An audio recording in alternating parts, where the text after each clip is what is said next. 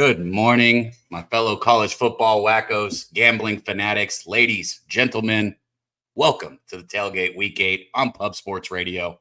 I know you have a plethora, tons of options to choose from when it comes to Saturday mornings in college football. So I just want to take a second and say thank you. Thank you for tuning in here at Pub Sports Radio. Thank you for being here with us on the Tailgate.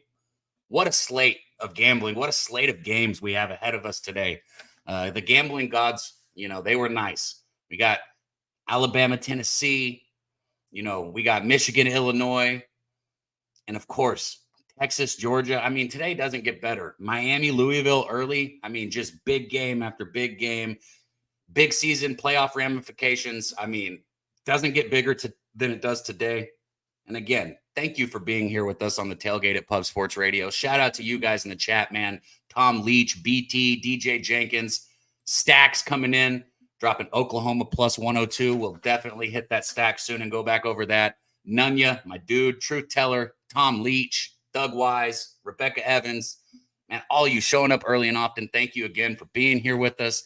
Hit that like button, share it, send it out to your grandma, your weed dealer, your dad, your mom, your friend, whoever, your enemy that owes you money, as my guy Dutch likes to say, because today we're going to get paid and we're going to make anybody who tunes in money. And with that being said, you know how this thing goes. We like to fire best bets from a lot of my favorite college football cappers, a lot of the best cappers in the game.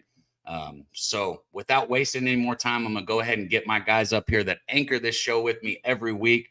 I'm going to start with the one, the only, you know him as the Moose, my guy, killing it with the props, killing it with the bets, just, bringing the Moose drive to us. Absolutely on fire this year. Shout out Moose Money Bets. What up, Moose? Yo, what's up, Cabby? Shout out to everybody out there, man. It's a beautiful Saturday morning, at least here on the left coast, as Guns like to refer to it earlier, but couldn't be in a better place. Couldn't be talking to better people. Let's get it. Left coast. I like it. Yeah, left coast, west coast. Man, I'm ready, Guns. I'm ready, but you might as well be Guns, because backstage you guys told me you're on the same side of the exact opposite bet that I made. So you're the enemy today, at least for that one game, Moose. But thanks for coming up here, man. Shout out to Nasty Nate showing up in the chat early often, man. Doug Wise dropping the UConn money line. Keep dropping your action. Let us know what you guys are betting on. Props, sides, totals, whatever it is. Put it in there. We'll go over it. But we got to keep this thing moving. And nobody better than to bring up my guy here who's been killing it, whether it's betting with the bag, whether it's over at Who Bangin' Sports, or right here on the Tailgate. Week in, week out, this guy has been absolute money, and I'm glad we have him with us. My dude here, Winetime Sports. What up, Winetime? Yes, sir. What up, boys? Good to be here on a Saturday, man. What is it, week 8, man? It's crazy how time's flying right now, man. But, yeah, we got some good games today, man. I'm excited to talk about these. We had a big night of college football yesterday. A lot of good games. That BYU, Oklahoma State came down to the wire. Had nothing on the side in that one, but that was wild, man. What a game that was. Great game. What, BYU took the lead with 10 seconds left. I should have been on Oklahoma State, and more so than Oklahoma State, I should have been on Ollie Gordon's rushing prop, and I fucking knew it. That was the Ollie Gordon game. Yeah, after that 50-yard rush when he took that sideline, I was like, wow. And then he was hurdling over defenders as soon as he got the ball in his hand. He was playing well. That's how they should have been using him all season long. Made no sense why, but we'll see what they do throughout the rest of the season now. We cashed on the under yesterday in the in the Duke game. We did lose the Florida State side of the set. We're on the plus 3.5. It was Duke shouldn't even have scored as many points as they did. Florida State was the first team in FBS this season to turn the ball over 3 consecutive times. It was a joke. It was embarrassing. It reminded me of kind of what Virginia Tech did the other night too against Boston College. The only reason why Boston College even got on the board is because they were turning the ball over their own red zone. But yeah, besides that, guys, I'm excited to get to today. Let's bring on our next guy, Guns, over here. I'm excited to talk college ball with you guys. Hell yeah.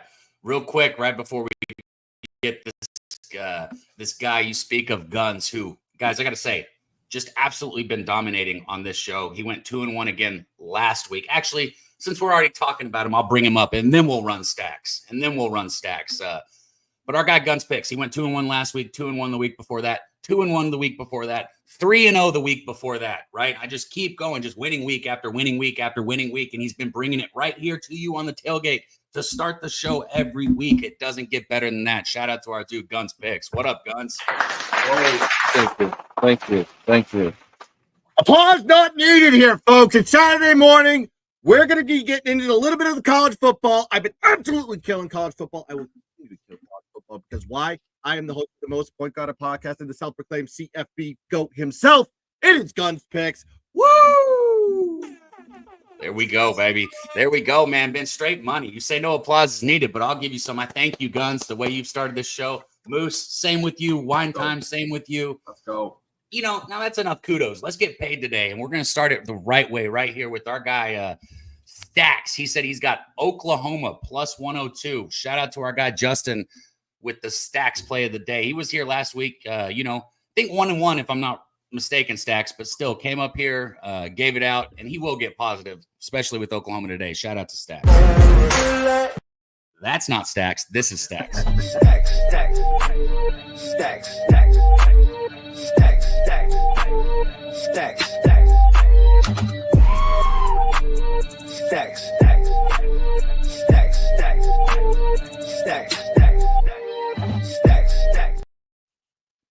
Again, shout out to our guy Stacks coming at us with Oklahoma plus 102. Man, everybody in the chat starting to roll in. Get that sleep out of your eyes. Stop yawning. Send this out. Share it. We're right at about 100 people now. Let's pump this thing up. And I did do a giveaway last week. We have 2 winners. I will announce who those 2 winners were. If we get up to 200 again today, I'll give you guys another chance to win money. So shout out to the 2 people that won last week. I will go over that. I'm going to be honest. I don't know who one of you are because your YouTube name on the comments is different. But all you got to do is reach out to me and I'll send you your money. So shout out to you, okay? Let's keep this thing rolling, though. Let's get started. Let's do it the right way. Guns, I know what games you got on deck. And I'm going to be honest. I think we should just go with the big one. I think we should just start with the big one. Let me find my graph here. I think 3 of us have action in this game. I'm not sure if Wine Time bet it, but it don't get much bigger than this, guys. Austin, Texas today, going to be absolutely on fire. Texas a clear number 1 team, in my opinion, right now. They are no longer a building program. Shout out to Sarkisian. They are a made team at this point. And, Georgia finding themselves in the doghouse here. They already have 1 loss, that loss to Alabama. We all saw it. You lose a second game here, and you start wondering if you even have a chance to make it to the playoffs this year or not. I think maybe 1 10-2 team will get in, but you don't want to be 10-2, or you don't want to have that second loss this early in the season. That's for damn sure if you're Georgia. So a lot on the line here. Kind of the first big welcome to the SEC game for Texas, in my opinion. This will be the first quarterback that they've played who's, even in the top 50. Just electric. This is college football. This is what we're here for on the tailgate right here, boys and girls. And who better than our guy Guns Picks to take this one away for us? Get after it. Let's hear it. All right, here we go. So we're looking at Georgia versus Texas Memorial Stadium, Austin, Texas. 7:30 p.m. is the kick. This is going to be the game of the week. And when I looked at this cap with Georgia and Texas, well, statistically, offensively, pretty similar in a lot of ways, but I think the edge on the defensive side goes to the Texas Longhorns. They are first in opposing scoring, first in yards per game, first in opponent yards per game, first in opponent yards per play, 8th in opponent third down conversion percentage, and they're number 1 in opposing red zone scoring. They do not give up the tutties. And then on the other side for Georgia, Georgia's defense, not the same Georgia defense from the later years. We have 22nd in opposing scoring, 39th in opposing yards per game, 29th in opposing third down conversion percentage, and they give up touchdowns, 71st in the country in opposing red zone scoring percentage. But I'm looking at this from the first half situation. Why? Texas has outscored opponents 146-22 in the first half, leading by an average of 20.7 points per game. On the Georgia side, they have only outscored their opponents 57-49 in the first half, with an average margin of 1.6 points per game. And Georgia outscored opponents in the second half 96-51 by an average of 9 points per game. So this is a second half team, Georgia is, not a first half team. Nearly the entire spread at one point was in the first half until the line moved on Texas. But you can see 3.5s here. It's still a weighted first half line. And Georgia's just a slow starting team. We saw it with Alabama. Now we're going to see it versus a Texas team that I guarantee Sarkisian is going to want to put his foot on the gas pedal. Quinn Ewers is going to be able to move the ball efficiently versus this Georgia defense. And Texas is going to make the appropriate stops first half is what I like here, and I'm only playing it that way. Give me Texas -2.5 first half as the play. As you know, I'm on the other side, the exact opposite side. It's funny though, because I wonder to myself, am I being too cute? Because I can tell you guys up here on the panel with me and in the chat something that I have learned over the years, especially the last 2 years.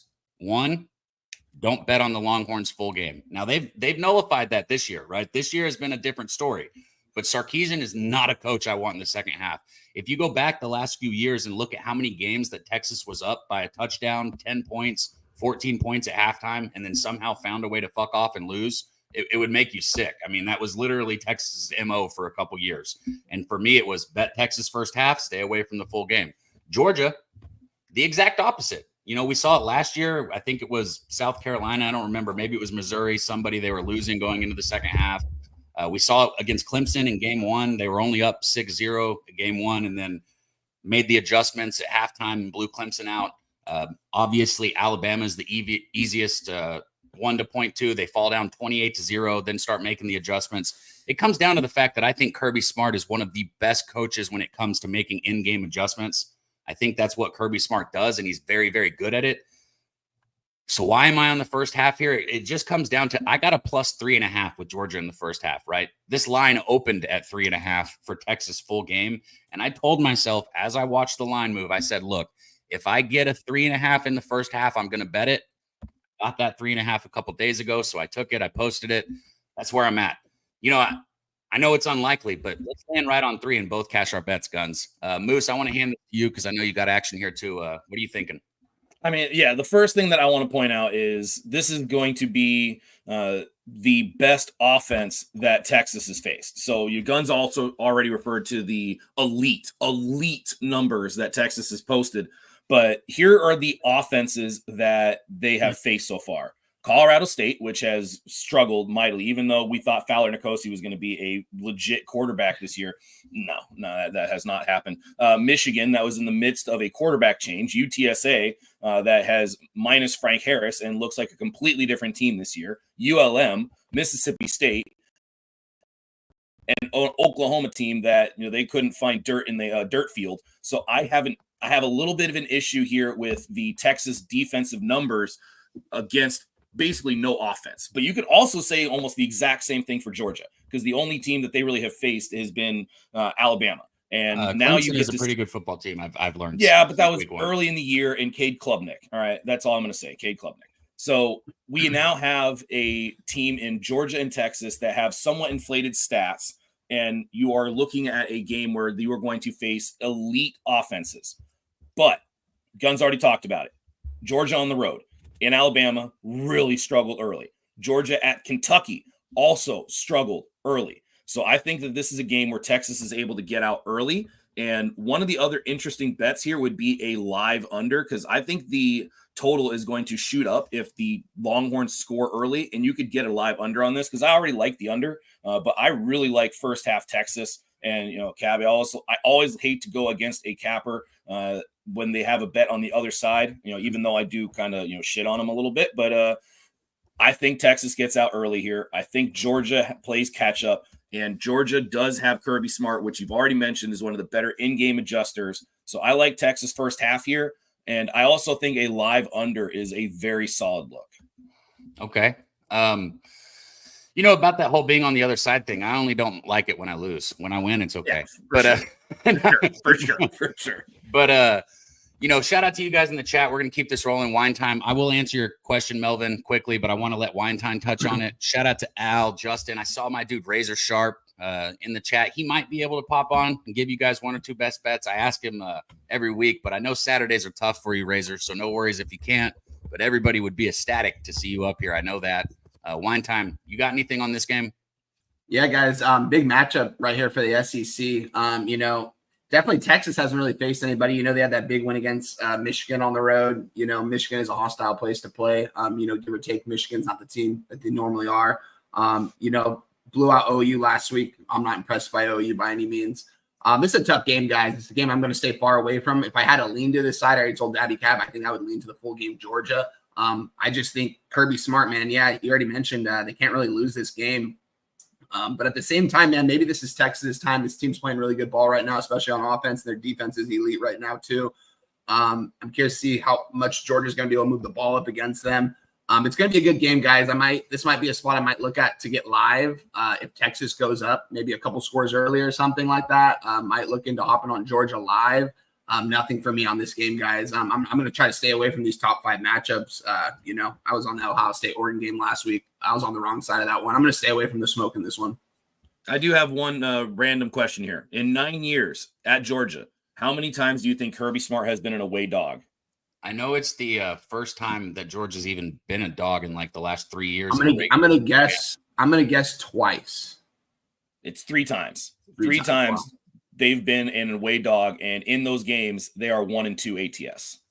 Okay, so like I said, I know this is in a regular season game. This is the first time in 3 years they've been an underdog. I mean, I didn't fact check that, but I did read it somewhere. So shout out to Gorjon. He sent us a $2 dono, man. Appreciate the hell out of you. You drop these $2 donos all the time. They add up, my guy. He's got let me write this down. Miami and Texas money line, and then Colorado money line. Shout out to you, my dude. We appreciate you and all the members, man. I see a lot of green in here. I say this, every week. If we've been helping you make money, if you enjoy this show, a membership is cheap and it shows that you appreciate it. We don't sell you picks. We don't ask for anything.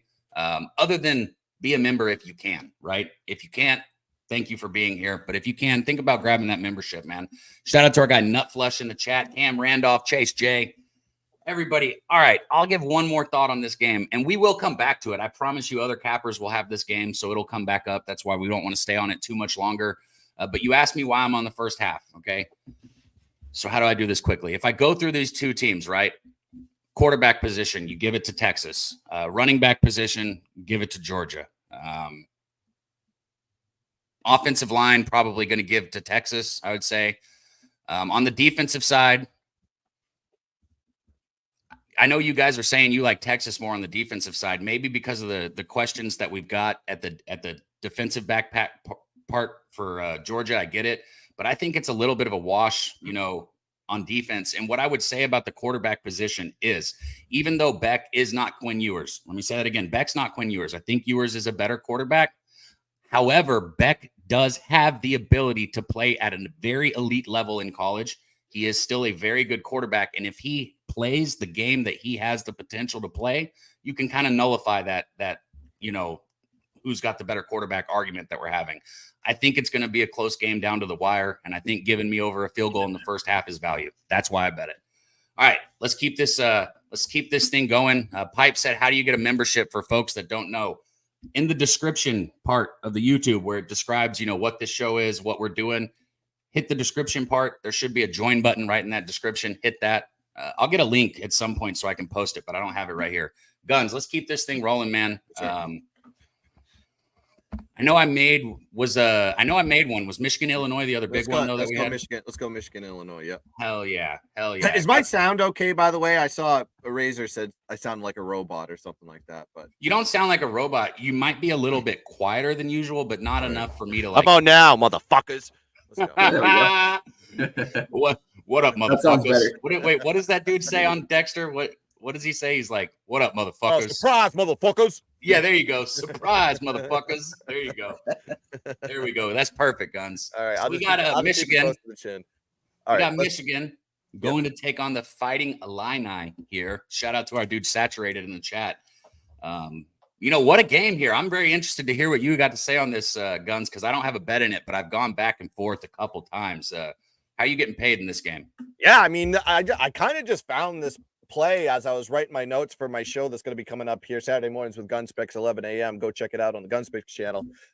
This is kind of a total that I like here. When we break down these two teams, the offensive strengths play against the defensive weaknesses here, and I'll talk about it right now. So Illinois able to pass the ball against this Michigan defense. Michigan's defense gives up 260 passing yards per game. Their passing defense is ranked 133rd in opposing pass play percentage. What I mean by that is teams choose to take the running back playbook, the running playbook, throw it out the window, And all they want to do is pass because this team is 77th in opposing pass completion rate, 102nd in opposing passing yards per game, and they're 50th in QB sack rate. So you can pass the ball versus the Michigan defense. And then you have to look at the Michigan offense. They want to run the ball. They average 5.1 yards per carry, and then they're going against an Illinois rush defense that is not great. They've given up 239 rushing yards in back-to-back weeks, and that includes Purdue. Purdue stinks, and they nearly lost to that team last week. Thankfully, we took the first half and didn't take the full game. And also you got to look at the defense. Gashed by Miami, Ohio, and Kansas as well. So rush defense is not their strong suit, and you're going against a heavy rush-oriented offense in Michigan. The total's at 44.5. This is the lowest total Illinois has seen all year, but the other two low totals that Illinois has had this year have gone over. And then you got to look at the on the Michigan side. This is the second highest total that Michigan has seen all year, and the highest in conference play. Michigan, by the way, 3-0 to the over versus conference opponents and 4-0 to the over versus P4 opponents. So this is an over type of situation here. I think when we consider the strengths, Illinois loves to pass the ball. Altmaier will be able to throw it efficiently versus this Michigan defense. And on the other side, Michigan will run the ball efficiently and score points. I think the total's too low here. Let's go over the total here, 44.5 as the play. Over 44.5, and you still the same number we got now. Beautiful. So Guns got the over in the Illinois-Michigan game. I was curious where we were going with that. I like it. Shout out to our dude Skunt Blaster in the chat, man. He said Skunt's football card right here. He's got UConn money line, Michigan money line, TCU under 51. TCU Utah last game of the night under 51 right there. Wine time. Anything in this game? Did you bet this one? Thoughts? What do you? Yeah, I'm actually really surprised that Michigan's still in the rankings. Honestly, being 4-2. Honestly, this team's atrocious. Honestly, we saw what they did. Made a couple changes against Washington a couple weeks ago before the bye week. Made a change at quarterback. Right move. Honestly, Alex Orji just wasn't him. Yeah, he's an explosive athlete with the ball in his hands, but not necessarily what you want to be for your quarterback in Big Ten play. Honestly, this is a big matchup, man. Playing in Illinois, I'm very surprised at how Illinois has been playing this year, playing completely under the radar still, honestly, getting some respect now, being in the rankings, entering this game 5-1. Does scare me a little bit. They gave up 49 in overtime to Purdue last week, a team that didn't even score last night. Is definitely a little sketchy in that one. It's a game I'm off, but I definitely like the way Guns is heading in this one in the over. I do think both teams can score points in this one. I think Michigan, their offense is actually going to start waking up a little bit with the new quarterback. I think they're going to run the ball a little bit less and throw a little bit more. And I like what he's doing a little bit in the air with this quarterback. Honestly, I'm not saying that he's some big-time quarterback by any means, but definitely can get the job done. He was moving the ball pretty well against a Washington team on the road. So definitely like where you're going there. But yeah, as far as action, I have nothing in this game, but I'm definitely leaning towards the over with you guys. Oh, you're muted. I saw him hit the mute button, and I didn't see him go back to it. I saw that. I had a live look on the money line for muted. I'm glad you guys are looking right at my mouth. Thank Cash you. that ticket, baby. What are we supposed to look at? You want us to look behind you put the you? line. What did you bet? Minus 250? What? You put the line at 1? A half? You put it at a half mutes for Cab? That's a terrible. No, I put a live line that you were hitting the mute in the first quarter there. So, and I just cashed it. Speaking of first quarters, shout out to our dude Gravy Bets. He said he grabbed Illinois over 2.5 first quarter minus 120. Got to get you back up here soon with this Gravy. Moose, other than being a dickhead, what's your thoughts on this game?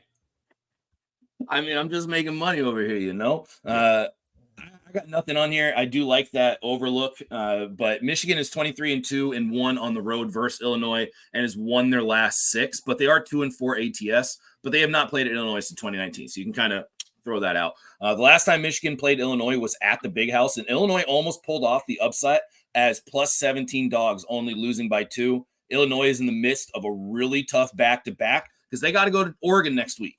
Illinois is also coming off an OT win versus Purdue, so how much of a hangover does Illinois have is definitely a question. Michigan is coming off a loss to Washington and a bye week, and Michigan has not had to deal with multiple losses on the schedule since 2020. This will be the first bye week for Sharon Moore, so it'll be interesting to see what Michigan does during the bye week and especially what they do at quarterback. Bielema is in conference 14-16 straight up, but 16-14 ATS. The new quarterback is going to be local boy from Mission Hills High School out here in San Diego, Jack Tuttle. And when he was out here, I got to actually see him live, like on the sidelines, up close and personal. And he looked like he was an NFL-ready quarterback. But after multiple programs and multiple times of being the second backup, he has gotten his opportunity again. I am not sold that he is the guy, but Guns already pointed out the Illinois defense has really struggled against the run, and that's kind of what Michigan's going to do. That's their identity. And Illinois likes to pass the ball. Michigan has struggled with that. The concern for me would be the red zone. And I know Michigan has done well when they've rarely got into the red zone, and Illinois hasn't done as great.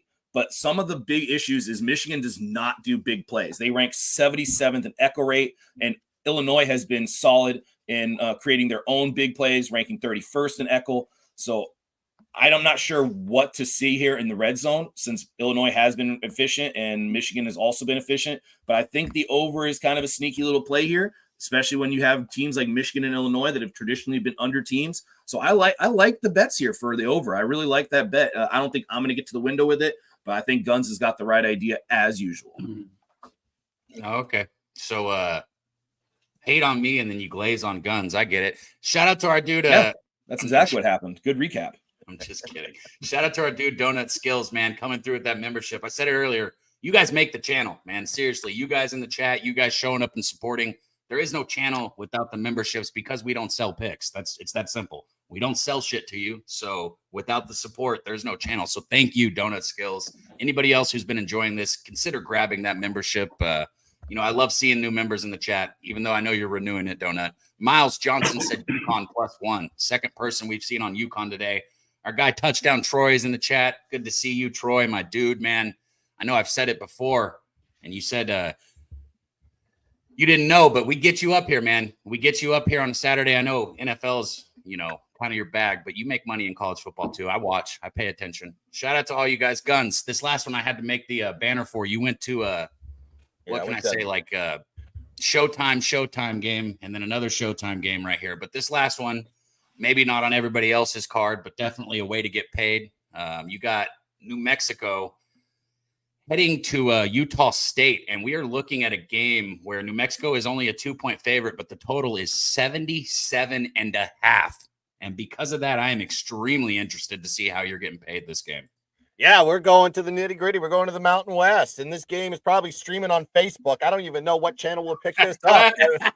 This is the nitty to the gritty, but I love playing in the crumbs. I love playing in the mud, and this is as muddy as it gets. New Mexico going against Utah State. Maverick Stadium, Logan, Utah. 4 p.m. is the kick, and you have a New Mexico team that's on a little bit of a heater. Back-to-back conference wins. New Mexico State and Air Force are 2-4 in the year, and then they're going against a Utah State team that's only won one game so far, and guess what it is against? FCS opponent Robert Morris. They're not even on anybody's radar, and that is fine because when you take that game out and that outcome out, Utah State is minus 26 point differential, minus 91 net yard average on the year. This team stinks. And then you have a New Mexico team that has a strong offense. They put up 457 yards per game, 6 yards per carry on the ground, 248 yards per game, and they have a great offensive line. Do you know this New Mexico team has only given up 1 sack all year? That it, 1 sack. And it's one of the best offensive lines in the country. Granted, G4, G5, whatever. This is still a good offensive line. And then you have Utah State owns the history with this team. 7X revenge spot here. They're 7-0 straight up and 6-1 ATS versus New Mexico. But the one non-cover was last year. Utah State won 44-41. They were 5-point road favorites there. And now they're playing at home, and they're an underdog.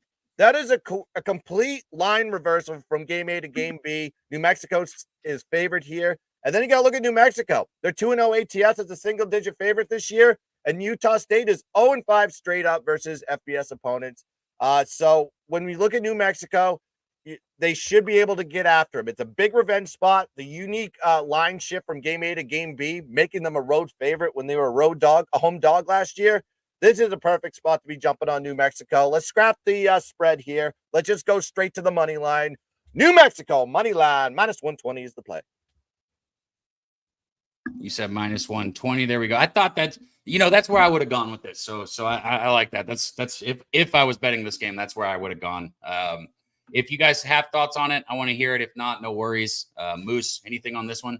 Man, I got nothing on this one. Come on, I thought you knew college football. I mean, dude, come on. This was a legitimate, like, so every week I kind of go through and go, okay, like, hey, I only have a certain amount of time. I'm going to scratch this game off, scratch this game. This was such an easy one. I was like, just, nope, not touching this one. So shout out to Guns for getting in the nitty gritty and finding that way to get paid with some fitties, I mean, he brought you guys University of New Mexico and Texas. I mean, you got both ends of the spectrum right there. The variance is ridiculous. This is the second time I've called you Guns. Wine time. What are you looking at here? Anything? I'm looking at the over in this spot, guys. I had this one. I like that too. Have not taken it yet, guys, but this is the highest total on the board. We don't see 78s out there too often. What else do we not see? When we see 78, we're seeing 14% of the bets, 42% of money on the over in this spot. And, the line's not dropping. It's moving up. I think this one hits 80. I've seen 80s before in the past. I don't remember the last time. It'll hit 100. It'll hit 100. These guys this very well could hit 100, guys. It's this high for a reason. I haven't taken this yet, but I can only just looking at the total, looking at the market, looking at both these teams. I don't know if anyone's stopping anyone, and I see a lot of explosive plays going both sides. So it's going to be a tough one, man. I'm leaning towards the over, though. I'm probably going to get there. I might give it out on X, too. We'll see. Definitely let us know if you get there with that over, because that'll be fun to watch. Shout out to you guys in the chat rolling in. My guy Ix Nizzle came in. He said he's working, but he wanted to smash the like. Appreciate that. Everyone else do the same if you haven't. And he wanted to give his plays. He's got the Army trifecta. We talked about it. Our guy Kongs has been bringing you guys Army week in and week out wagon. Army's been a wagon. There's no other way to say it. They've been cashing tickets. Maybe get a future in for Army to be one of the 12 teams in the playoffs, because I think they got to play Notre Dame. I think that's going to be tough. Oh, okay. Yeah. And you're right. With one loss, they're not getting in. So, well, Guns, man, like always, you came in here firing, went to the biggest game on the board, went to the highest total on the board for a smaller game, brought a little bit of everything, man. We love you here. The chat loves you. We appreciate you. You got any last words? You want to plug what's going on for the rest of the day? Yeah, Saturday mornings with Guns Picks right after this show, 11 a.m. East. We got special guests coming along the way. We're going to break down the top 25 breakdown. I'm going to give you sides and totals on this on every single top 25 game. So go check that out at Guns Picks channel, and also check out the Top Tier Handicapping Network. We did a college football playbook. I do 3 plays a week. We've been cooking on that show too. I think I'm hitting 65 or 70% on that show alone. Go check that out. Top Tier Handicapping Network. A lot of content on the channel. And also I did the NFL show as well. So go check that out. And we are going to dominate. We are going to sweep the board today. And I will continue to be the Ricky Henderson of this show. Let's cash some tickets. Let's dominate the board. Let's go. And as always, let's keep dancing. Bang! Hell yeah, man. Let's Hell go, yeah, Guns. Shout out to our guy Guns Picks again, man. Bringing you guys the heat to start the show every week in and week out. Doesn't get better than that. I love doing this with Guns, with Moose, with Wine Time. You guys, this is a blast. Every Saturday, I'm not going to lie, I don't sleep on Friday nights, so I'm a little tired. But the moment that intro starts, I'm like, okay, baby, it's go time. It's time to get some money, man. Shout out to you guys in the chat. We're going to do something here today, a little different. And I want to say this one more time now that we've got over 170 people in here, close to 200. Let's hit that 200 mark. I am going to do the giveaway. 2 people won last week. I'll go over who the 2 people that won were a little bit further in the chat. And if we get to 200, I'll give you guys another chance to win money. So shout out to you guys, man. Ixnizzle, Al, Robert, everybody in the chat. Peter, good to see you in there. Tony, Cobbs, everybody rolling in, man. We're getting there. Wine Time. Today, what's going to be different is I want to go ahead and give you time. So let's talk about the bets that you want to talk about. I hated last week how we just had to rapid fire with you. All good. What's the first one you want to take us into and talk about today? Yeah, we might as well start off in the early morning. Let's go to New Jersey, UCLA at Rutgers. UCLA at Rutgers. I'm pretty sure that I have a graphic for this one. I do. There we go. Your UCLA Bruins traveling to take on Rutgers here. Rutgers got smashed last week. But, 4.5-point favorite, 41, about where I'd put both these lines. What are you looking at here? Yeah, I've got 2 plays in this one, guys. One play's going against me. The under, man. I gave out the under on Jose's show on Wednesday. I came out here and gave it out at 41. It's at 40. Just got to 42 right now. Public's still coming in hammering this over for some reason. 2 teams that really just haven't been able to get on the scoreboard the last couple of weeks. You look at Rutgers being able to only score 7 points in each of their last 2 games. UCLA hasn't scored 20 all year, guys. I think what we're going to see here from UCLA, I think they're going to actually start to run the ball here against a Rutgers team. And I think they're going to actually be able to move the ball a little bit better against this Rutgers team. It's really if they're going to be able to score in the red zone, honestly. I think they're going to have to settle for a lot of field goals. So I'm still leaning towards that under, guys. But I think, I've been on UCLA the last 4 weeks, 4-0 against the spread. Came out here every week, and I've given them out on here. They've been cashing. These spreads have, it's been kind of crazy getting these spreads on them, and they're just covering pretty easily. Looking at here, they opened up at a 6.5. I believe it's down to a 4.5. I wish I had gotten a better number, but I did get in at that 4.5. This is a game I think UCLA is they're still going out there, still playing hard. They're up against a good Minnesota team, 10-0 in the first half. Deshaun Foster got out-coached out there. That's what's happening to this team. He's really getting out-coached out there. It's not really I don't think it's really the personnel. It's really the coaching staff. It's the Bieniemy offense that is moving very slowly and not very efficiently, especially when they get into the red zone. I think they might have a little more success here, given that I don't think this is going to be a sellout crowd by any means. I think the Rutgers fans are actually kind of upset after the last couple of weeks with Greg Schiano over there. He's kind of taken a lot of heat these last couple of weeks, not being able to score after such a promising start. UCLA's hungry for a win here. I think they're going to go out here and get this win outright. Give me the 4.5 points, though. I have a little breakdown right here somewhere, but yeah, looking at Rutgers, though, what do they like to do? They like to run the ball with their running back, Kyle Monangai. Running the ball really well right now. He's a big dude. He's been kind of getting slowed down the last couple of weeks because they've been getting down so early in the games. And that quarterback over there, the transfer AK from Minnesota, started out playing really well. I was actually kind of high on him because he was doing exactly what they were asking him to do, being more of a game time manager, making not a lot of throws downfield, getting the ball to his playmakers, which was working out. I think he's kind of getting figured out right now. And if you ask me, he's probably one of the worst quarterbacks in the Big Ten. And I think that this UCLA defense has been able to show that they have been able to get some stops against some pretty decent offenses so far this year. So give me the under. It's right now 42. Still give me the under. This one doesn't touch 40. These games haven't been able to touch 40 the last couple of weeks with UCLA. I don't see why they're going to now. I think UCLA wins this game outright, but give me the 4.5 minus the 110 in the game. They're going to win outright. Beautiful, man. I tell you what, it's funny because, UCLA has been cashing tickets left and right for you. I know you're in the same boat as me. As frustrating as it is to, see your program have such a down year, I'd rather have a down year with A&M when I can bet on them every week and cash tickets than have them. Honestly, if I can win bets on them, I'm more happy with that than if they're like overrated with the higher spread. So, I love it.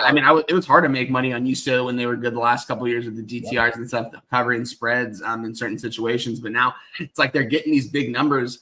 This isn't a big number by any means. This is a long road trip for UCLA. They've already flown the most miles in the country this year. They fly the most miles in the country all year long. But I'm not really too worried about that. These guys are flying first class over there. They're getting their sleep on their plane and stuff. It's really just, I think it's more of the atmospheres where they're going to, but this isn't going to be a crazy Big Ten atmosphere that they've been going to, similar to Penn State. I know LSU is not a Big Ten, but being in a road environment like that, this is going to be nothing close to that. This is going to look like how the games are at the Rose Bowl. Oh, yeah. Moose, I want to get your thoughts on this. Dab Father in the chat, man. Good to see you, Dab Father. He came in and dropped a UConn -2. Man, I've seen UConn +1, -2, money line. I've seen UConn, a lot of people on UConn, but I've seen that number all over the place in the chat. But I hope you guys cash with that UConn. Shout out to Banana Boat, been a member for 12 months. We already got one new member in the chat today. I'd love to see a couple more show up. We love you guys. It's family here. Moose, anything on this game? One time says that he's not worried about them traveling first class, but these guys are going from the school bus to the Airbus. So I'm going to say that there might be a little bit of a worry there, especially with like a cross-country travel. So I'm not sure what to expect in this game. I absolutely think the under is a very solid look. Money has been coming in on UCLA pretty heavy, 66% of the cash, 61% of the tickets, and the spread has gone down.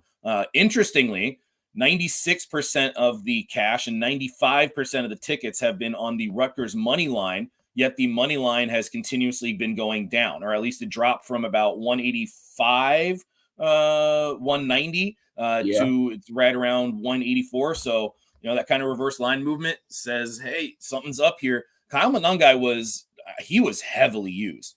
I mean, he was a crack whore at Christmas. He was getting used left and right. So I'm kind of thinking that this is a situation where if UCLA is able to travel well, they absolutely have a solid advantage here. The defense for UCLA has been decent against the rush, ranking 44th in the country in EPA rush defense. And the Rutgers offense has really stagnated recently. Looked like they were going to be one of those kind of sneaky teams that every week they were just playing slug 'em out football, but that has not been the case recently. And the question is always going to be, how does Eric Bieniemy get this offense going? Because they should be running the ball. Rutgers, 119th in defensive success rate. I couldn't get there. I do think the under is very good here. It's a very nice look, and that would be the only way I could bet this. But UCLA, it's tough to trust them traveling all the way across the country. And I know one time you said, like, hey, they're traveling first class, and that is true. But it's also a completely different time zone, and I'm not convinced that a team that has traveled the most miles in the country is going to just take this in stride. So I'm off of this, but I do love I love the wine time UCLA looks. And that's something that if I'm going to back something, I'm going to back wine time and UCLA going together like candy and Halloween. Let's go. Oh, muted. I told you it was too low of a number. I don't even get a chance. I say one thing. I don't even get a chance to. With everybody else, like, they get a chance. With me, it's like the moment my mouth starts moving. I'm just glad you guys pay so much attention. Do you know how mute works? I mean, as soon as your mouth starts moving, we don't hear words. It's like yeah. Shout out to Ron Lofton coming in, dropping his bets. He said he's got Canes first half -3. I am on Miami as well with you, my dude. I got -4 full game. I got in early. ASU +5.5. Indiana -6.5 early games for you. Let's go, Ron. Let's get paid. We're close to we're up over 180. We're getting close to that 200 mark. Let's push it. Like it, share it, get it out there. Let's get everybody in here. Let's keep this thing rolling. Wine time. Where's the next game you want to take us to? Yeah, let's go right to Arkansas. LSU at Arkansas. Hell yeah. I was hoping Guns was going to talk about that with his Arkansas hat. I was hoping he was going to give it out Arkansas. Oh, no way we're missing a graphic for this one. Let me make it real quick while you start it. Big game here. Good. Yeah, LSU. Guys. Number 8 LSU traveling on the road here to Arkansas. It's going to be a very hostile environment. We know how this goes in Arkansas, especially when they're playing well. The fans always come out for these kind of games. With that being said, Arkansas, this defense, man, this defense has stepped up big time this season. Bringing in this defensive coordinators, completely revamped this defense. They're playing really good football right now, being 4-2. Honestly, arguably, they should be ranked as 4-2 over Michigan. If you ask me, these guys would steamroll Michigan, especially in Arkansas. With that being said, though, man, Taylor Green, great athlete at quarterback for Arkansas, doing a lot of things with his legs. He's also got a decent arm on it as well, very long and lengthy. Arkansas's got a really good edge rusher. This guy's name's Landon Jackson, man. He's probably going to be a 1st or 2nd round draft pick. Really good off the edge, really quick off the edge. Expect him to be in LSU's quarterback face a lot today. Expect this crowd to be rocking, man. LSU, kind of crazy, running the ball at only a 38% rate this season. One of the lowest in the nation. Kind of crazy. All they like to do is throw with Garrett Nussmeier, who has been playing some big-time ball lately. Arkansas, though, man, this team very well could be 5-1. They could very well be 6-0. A 4-point loss to Texas A&M, a hard loss to Texas A&M, a good Texas A&M team in a hostile environment, losing only to 4. They covered the spread. We were live at Oklahoma State game back in week 2, game that they very well should have won outright. They ended up losing that game, not even to be able to, I don't even think they covered in that game.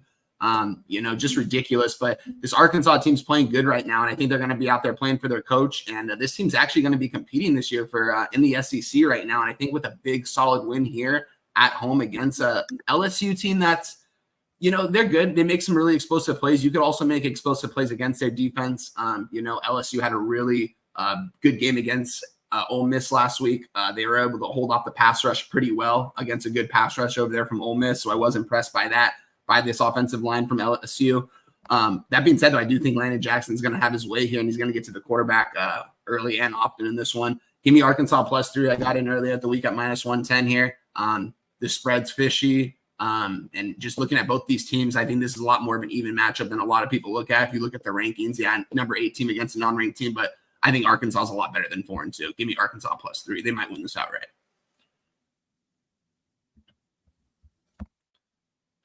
Mute.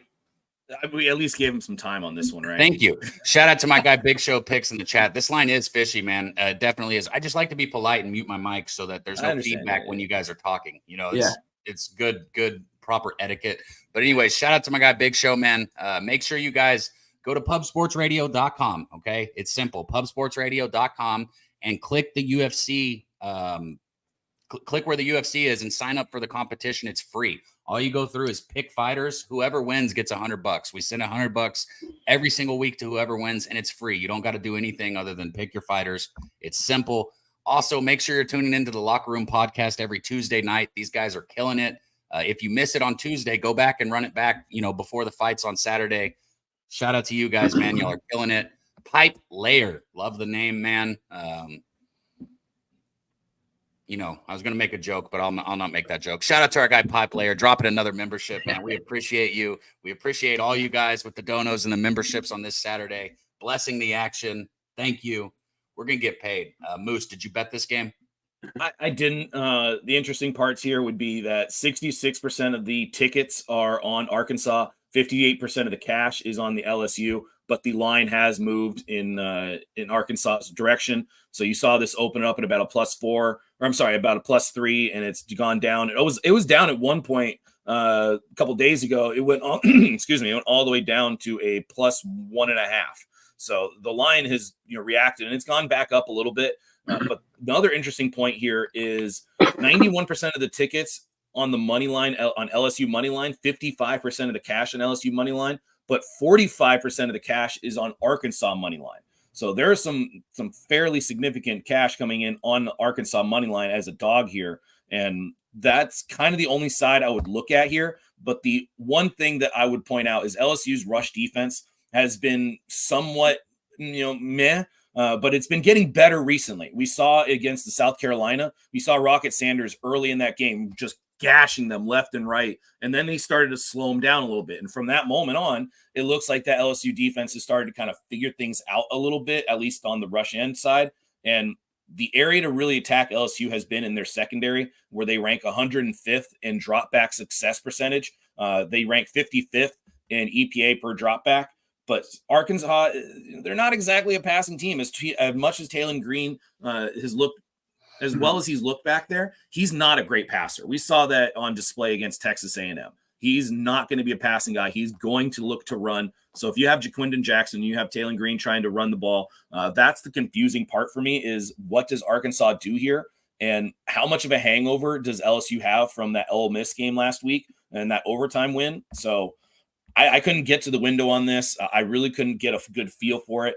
I'm going to root for the people that are in the chat and on the screen here. Wine Time going for Arkansas. I think that's probably the side I would lean to, but I have nothing really here, nothing to the window. All right. Nothing on this one for me as well. I saw some people asking about the Missouri game. We will get to it, but just in case we don't, I will let you guys know I have a prop that I bet in that game. I took Luther Burden III over 74.5 rushing yards in that Auburn, Missouri game. So I'll say it again. I took Luther Burden III over 74.5 rushing yards. We will get to it at some point, I'm sure. Just wanted to give that out since y'all are asking. Wine Time, keeping it rocking here with the Razorbacks +3. Our guy Jason Manuel dropped it in the chat like 7 times. LSU money line. I see you, my guy. I wrote it down, Jason. I got you.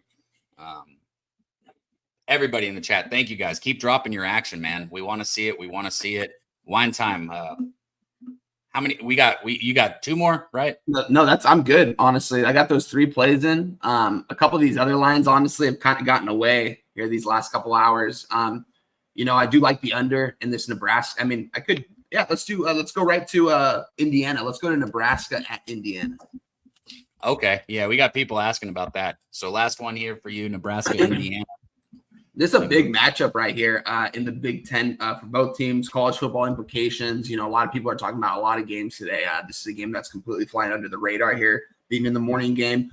Indiana, man, 6-0 going into this game. You asked me if I thought they would be 6-0 at this point in the season. I would have said no way in the beginning of the year. I wasn't high on this team by any means. That being said, it changed pretty quickly, honestly. This Indiana team, give or take, their schedule is one of the weaker schedules in the Big Ten. You know, we've seen that in the games that they've played. They haven't really faced any hard competition yet. Best team I think they've beaten actually is, I guess you can say Maryland, and Maryland's not a good team by any means at all. Northwestern, you know, you look at Nebraska on the other side, man, coming off a bye week, before that they beat Rutgers. They held Rutgers to only 7 points. Very impressive by their defense. It was in Nebraska. This is in Indiana, and these fans have been selling out these crowds this year. I remember my guy Kong's clip. Someone mentioned that Indiana hadn't sold out a game in quite a couple years, and now they're selling out every single game here. Good for them over there. They're building a really good culture from Kurt Sinetti, bringing that over from James Madison. I like what he's doing. They like to, they've got a really good quarterback, Curtis Rourke, a guy that a lot of people didn't really know about from Ohio University, transferring here this year. One of the top quarterbacks right now in the nation, playing really smart football for them. He's very accurate. This Nebraska defensive line, though, these guys are impressive over there. I do like their defensive line, even though they have struggled a little bit this season. They've got Nebraska also. It's two good, really running backs in Ramir Johnson and Dante Dowdell. Expect to see both of them used heavily a lot in this game. Expect Indiana to run the ball as well in this one. For me, it's really going to be if Indiana can hang with them in the trenches, because I know Nebraska is strong there in the trenches. Indiana hasn't really proved it against anyone yet. Nebraska has had a tougher schedule. Bottom line, this is going to be a close matchup. I'm not on anything on the side in this one. I'm on the total. I gave it out at Twitter at 51 minus 110 on Monday. It's down to a 49.5 right now. You could probably find it 50 somewhere. This don't hit 50, guys. This is going way under the total. Both teams are going to run the ball, and I think Nebraska too. I forgot to mention, really good in the red zone. Indiana really good in the red zone on defense as well. So under. There we go, man. Shout out to Am I Lying coming up in the chat. Jim, he's also liking the under there with you. If I gunned ahead, if I had to take a side, and I know people aren't going to like this, but I might be with my guy Stacks out there in the chat. I might be on Nebraska here and Baby Mahomes or whatever you want to call Dylan Raiola. But didn't bet this game. Don't have a side. I'll definitely be rooting for your under, man.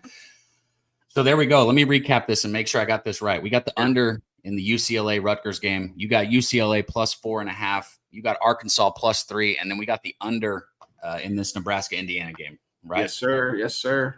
Hell yeah, man. You going to get ready for who banging for Big Boss McGrew right now? Start over there in 5 minutes. After this show's done, guys, go hop in the chat over there, say what's up, hit the like button. Appreciate the support. I'm gonna try to join Cab for these.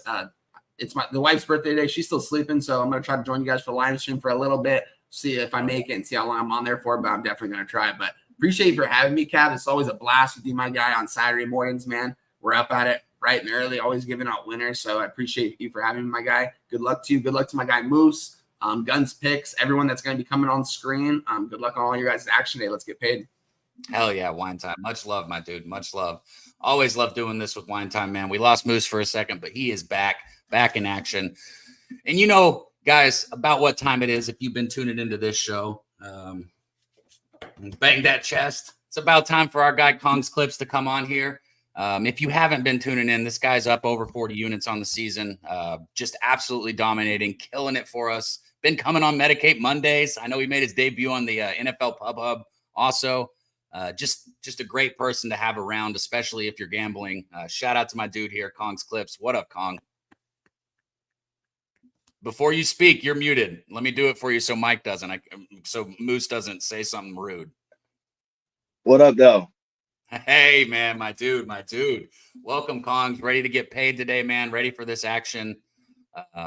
I know you got a plethora of action today, man. So chat's happy for you to be back in here. What are we? Yeah, I'm gonna take some shots today, bro. Try to get back to the basics. Tone down my action just a little bit, and see if we can't get back to a positive week. We're sitting up 70 units right now, plus 40 units on the parlay. Yeah, let's get to it, man. Hell yeah. What's the first one that you wanted me to put up here graphic wise? Army and Eastern Carolina. I don't have an LSU graphic, but I got an Army graphic. Shout out to Army because they've been killing it. Right. But here we go. ECU, shout out to Earl Sports. Shout out to the Twins, man. Going to Army, who we've said it week in, week out. Absolute fucking wagon. If you've been listening to Kongs, if you've been betting Army, you've been getting paid. But what are we doing today, Kongs? Yeah, so I've gave out Army either on this show or on X for 5 weeks now. Yeah. So Army, I'm gonna start off by saying if you're not following me on X, you're missing points. You're missing field goals. You're missing 2 points here, a point there. Gave out Army on Tuesday on my X at 14.5. I think it was sitting at 17 or 17.5 at most books. But we're going to start off with a play I gave out on Jimmy's show earlier this week. Army to make the playoffs. Hear me out. You're getting 20-1 right now on Army to make the playoffs. So pretty much you're getting 20-1 on Army to beat Notre Dame. So I took my shot. I put a decent sized bet on Army to make the playoff. I assume the line will be 7-10 when they play Notre Dame. Money line probably plus 200-ish. So 20-1. I think they roll the rest of the schedule. And I believe they have a shot at beating Notre Dame as well. So I took Army to make the playoffs plus 2,000. And then for today, Army minus 14.5. Is it 17 now? I endorsed it at 17. ECU last week gave up 311 rushing yards to Charlotte. Army leads the nation in rushing yards per game. 323 rush yards per game. They hold the ball. They run it down your throat when you're least expecting it. They go over the top and connect for a long passing touchdown most of the time. Army is almost rushing 100 more yards per game than the team sitting in number 2, which is Navy. Really good team this season. Hey, Kongs, while you touched on that, and this show goes quick, so we probably don't even have time for me to do what I'm doing right now. But Jim said, what about Navy? Like, it's not a lock they beat Navy. Correct me if I'm wrong, but the Army-Navy game is after they select the playoff teams, right? No, I don't think it is. I think that it is. I think it's like 3 days. Somebody in the chat, if you can, fact check me on that. I think the Army-Navy game is actually 3 days after they select the playoff teams. I might be, and maybe, if one of them is in contention for the playoffs, maybe they right now that or something. But I swear I heard or read that somewhere. Anyways, go ahead, Gong. I did hear this week that that Army-Navy game is on the day of.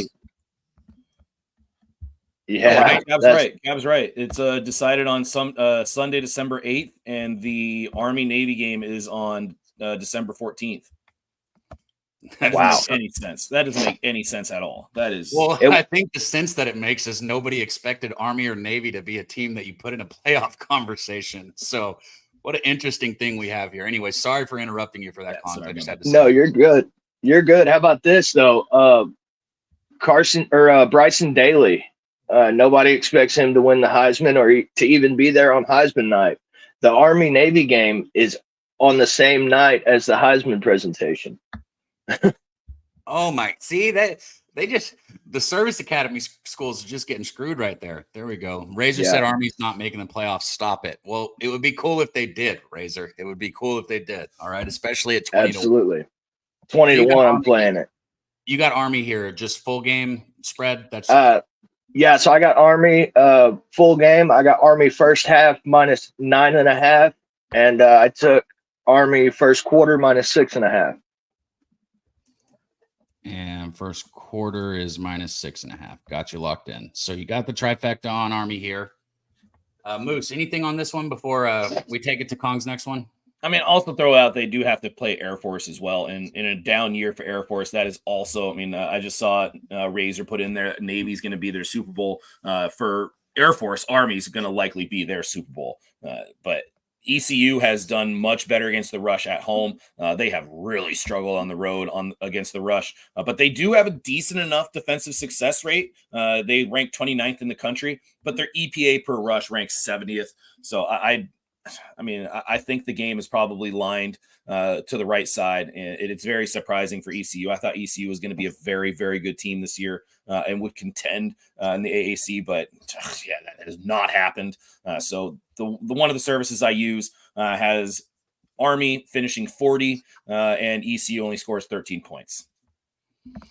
I got to pull this up while we're moving on to Kong's next game. We're right at 200 people. We need 4 more people in the chat. We get 4 more people. Yeah, we get 4 more people in this chat. I'll do another giveaway. Kongs, you won the Texas-Oklahoma giveaway.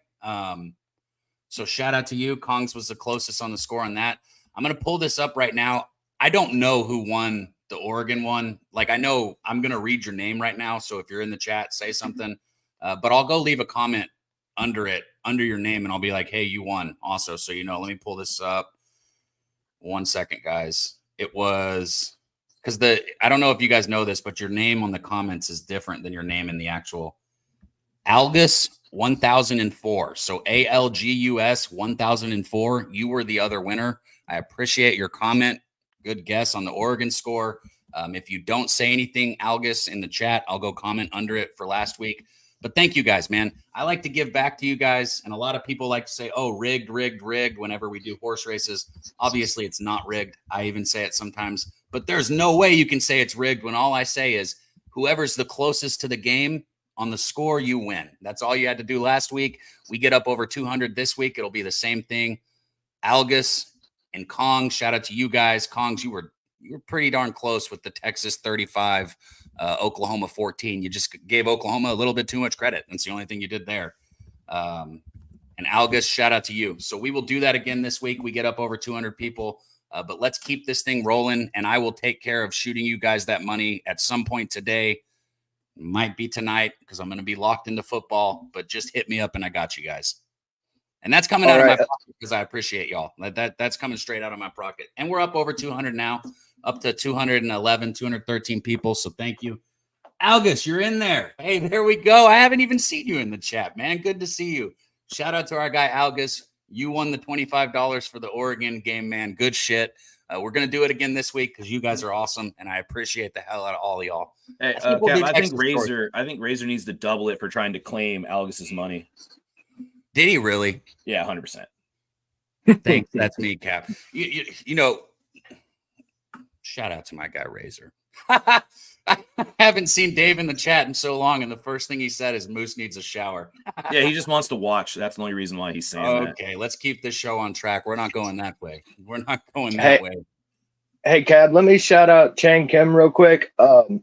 So I put on my X this week that the 2-unit parlay this week, a portion of the proceeds, if I hit, we're going to be donating to Joey's fundraiser. RIP Joey. Pub Sports Radio lost a family member this week, and I'm going to also donate the money that I won from guessing the score. Chang Kim said he plans on donating if we hit. Appreciate you guys. Yeah, and I got to say this real quick since we're on the topic. Rest in peace, Joey. I didn't know him well. I met him at Pubapalooza 3 last year. He's my type of guy. He was my type of guy, right? I had a joint, and he goes, oh, okay, hold on 1 second. And he goes and grabs his grinder, grabs his weed, rolls up another fat joint, and he's like, here, let's match. Man, rest in peace, Joey. It's just he was young, man. I don't even think he was 25 years old, way too young to go. So anybody here that knows him, our thoughts and prayers go out to you. That sucks. But let's keep this thing going. Peter asked how to get a membership. I'll find the link, Peter, so that I can put it in the chat. I'm not the best at multitasking, and we're already over an hour, so we got to keep rolling. I know you hit the join button in the description on YouTube, but I'll get a link for you at some point, and I'll drop it in there. If anybody in the chat knows how to get that link, I would really, really appreciate it. But what's the next one, Kongs? Right back to that game real quick. My plus money prop is in this game. Bryson Daly, 3+ touchdowns at plus 170. Next game is going to be Clemson. Gotcha. Here, I'll write that down. Next game, Clemson. We got Virginia traveling to take on Clemson. I touched on Clemson a little bit earlier. I mean, since that first loss against Georgia, they've been firing on all cylinders. They've looked like a very good football team. You know, they're favored to win they're favored to win the ACC, as they should be. I mean, yeah, Clemson's been, you know, one of the things I think about with Georgia is I think people don't really give them enough credit for how they beat Clemson on that game 1 earlier in the year. But what are you looking at here, Virginia Clemson, Kong? Yeah, Clemson rolling since the loss. So I'm going with Clemson first half minus 11.5. Clemson leads the country in points per first half with 28.2 points. 2 touchdowns better than Virginia. And Clemson's defense is a better defense in the country. Clemson's clicking. They come out hot. I think they go up by 2 touchdowns, cover the first half. I would only be on Clemson if I bet this game. I'm not betting it, but I would only be on Clemson. Maybe a shout out to our guy Nutflush, maybe a Virginia team total under. Thank you, Razor, for getting that link in the chat. You are the man. There's the link right there. If anybody wants to show this support to Pub Sports Radio, click that, grab yourself a membership. Like I said, we're not going to sell you anything here. So if you want to support, we appreciate the hell out of it. Am I on Hoover today, T. Moss? That is a very good question. He's sitting at 250, 255. I think I got to look at it again. I almost bet it, but then I told myself it's the last game of the day. I have time to think about it. So that's what we're going to do right here, T. Moss. We'll talk about it here at the end of the show, and I will let you know for sure whether or not I bet it. Moose, did you do anything with this Virginia-Clemson game? No, I didn't. I mean, honestly, the only side I would look at would be Virginia. I mean, I don't really trust Cade Klubnik at all. You look at his passing grades. He did well against Appalachian State. He did well against North Carolina State, and he did well against Wake Forest. Against Florida State, Stanford, and Georgia, he graded below 70. He was a below average quarterback in those games. Virginia isn't exactly, the best defense in the world. They're fairly average. So it's kind of like, what version do we see at home? It's definitely a little bit better for Clemson here. But if I'm looking at a side, the only side I'm looking at here would be Virginia, but I am nowhere close to the window on that. So yeah, I'm just gonna stay off of this. But 21 points, that's way too much.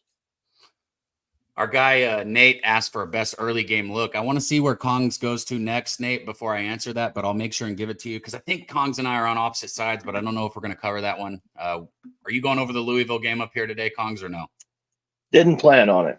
Didn't plan on it? All right. No worries then. Nate, I'll get to that one after because I know you're on Louisville, right? I like Louisville with the points. Did you like it, but did you bet it? I did bet it, but I wasn't going to give it out as a best bet. Cool. Yeah, don't worry about it then. Don't worry about it.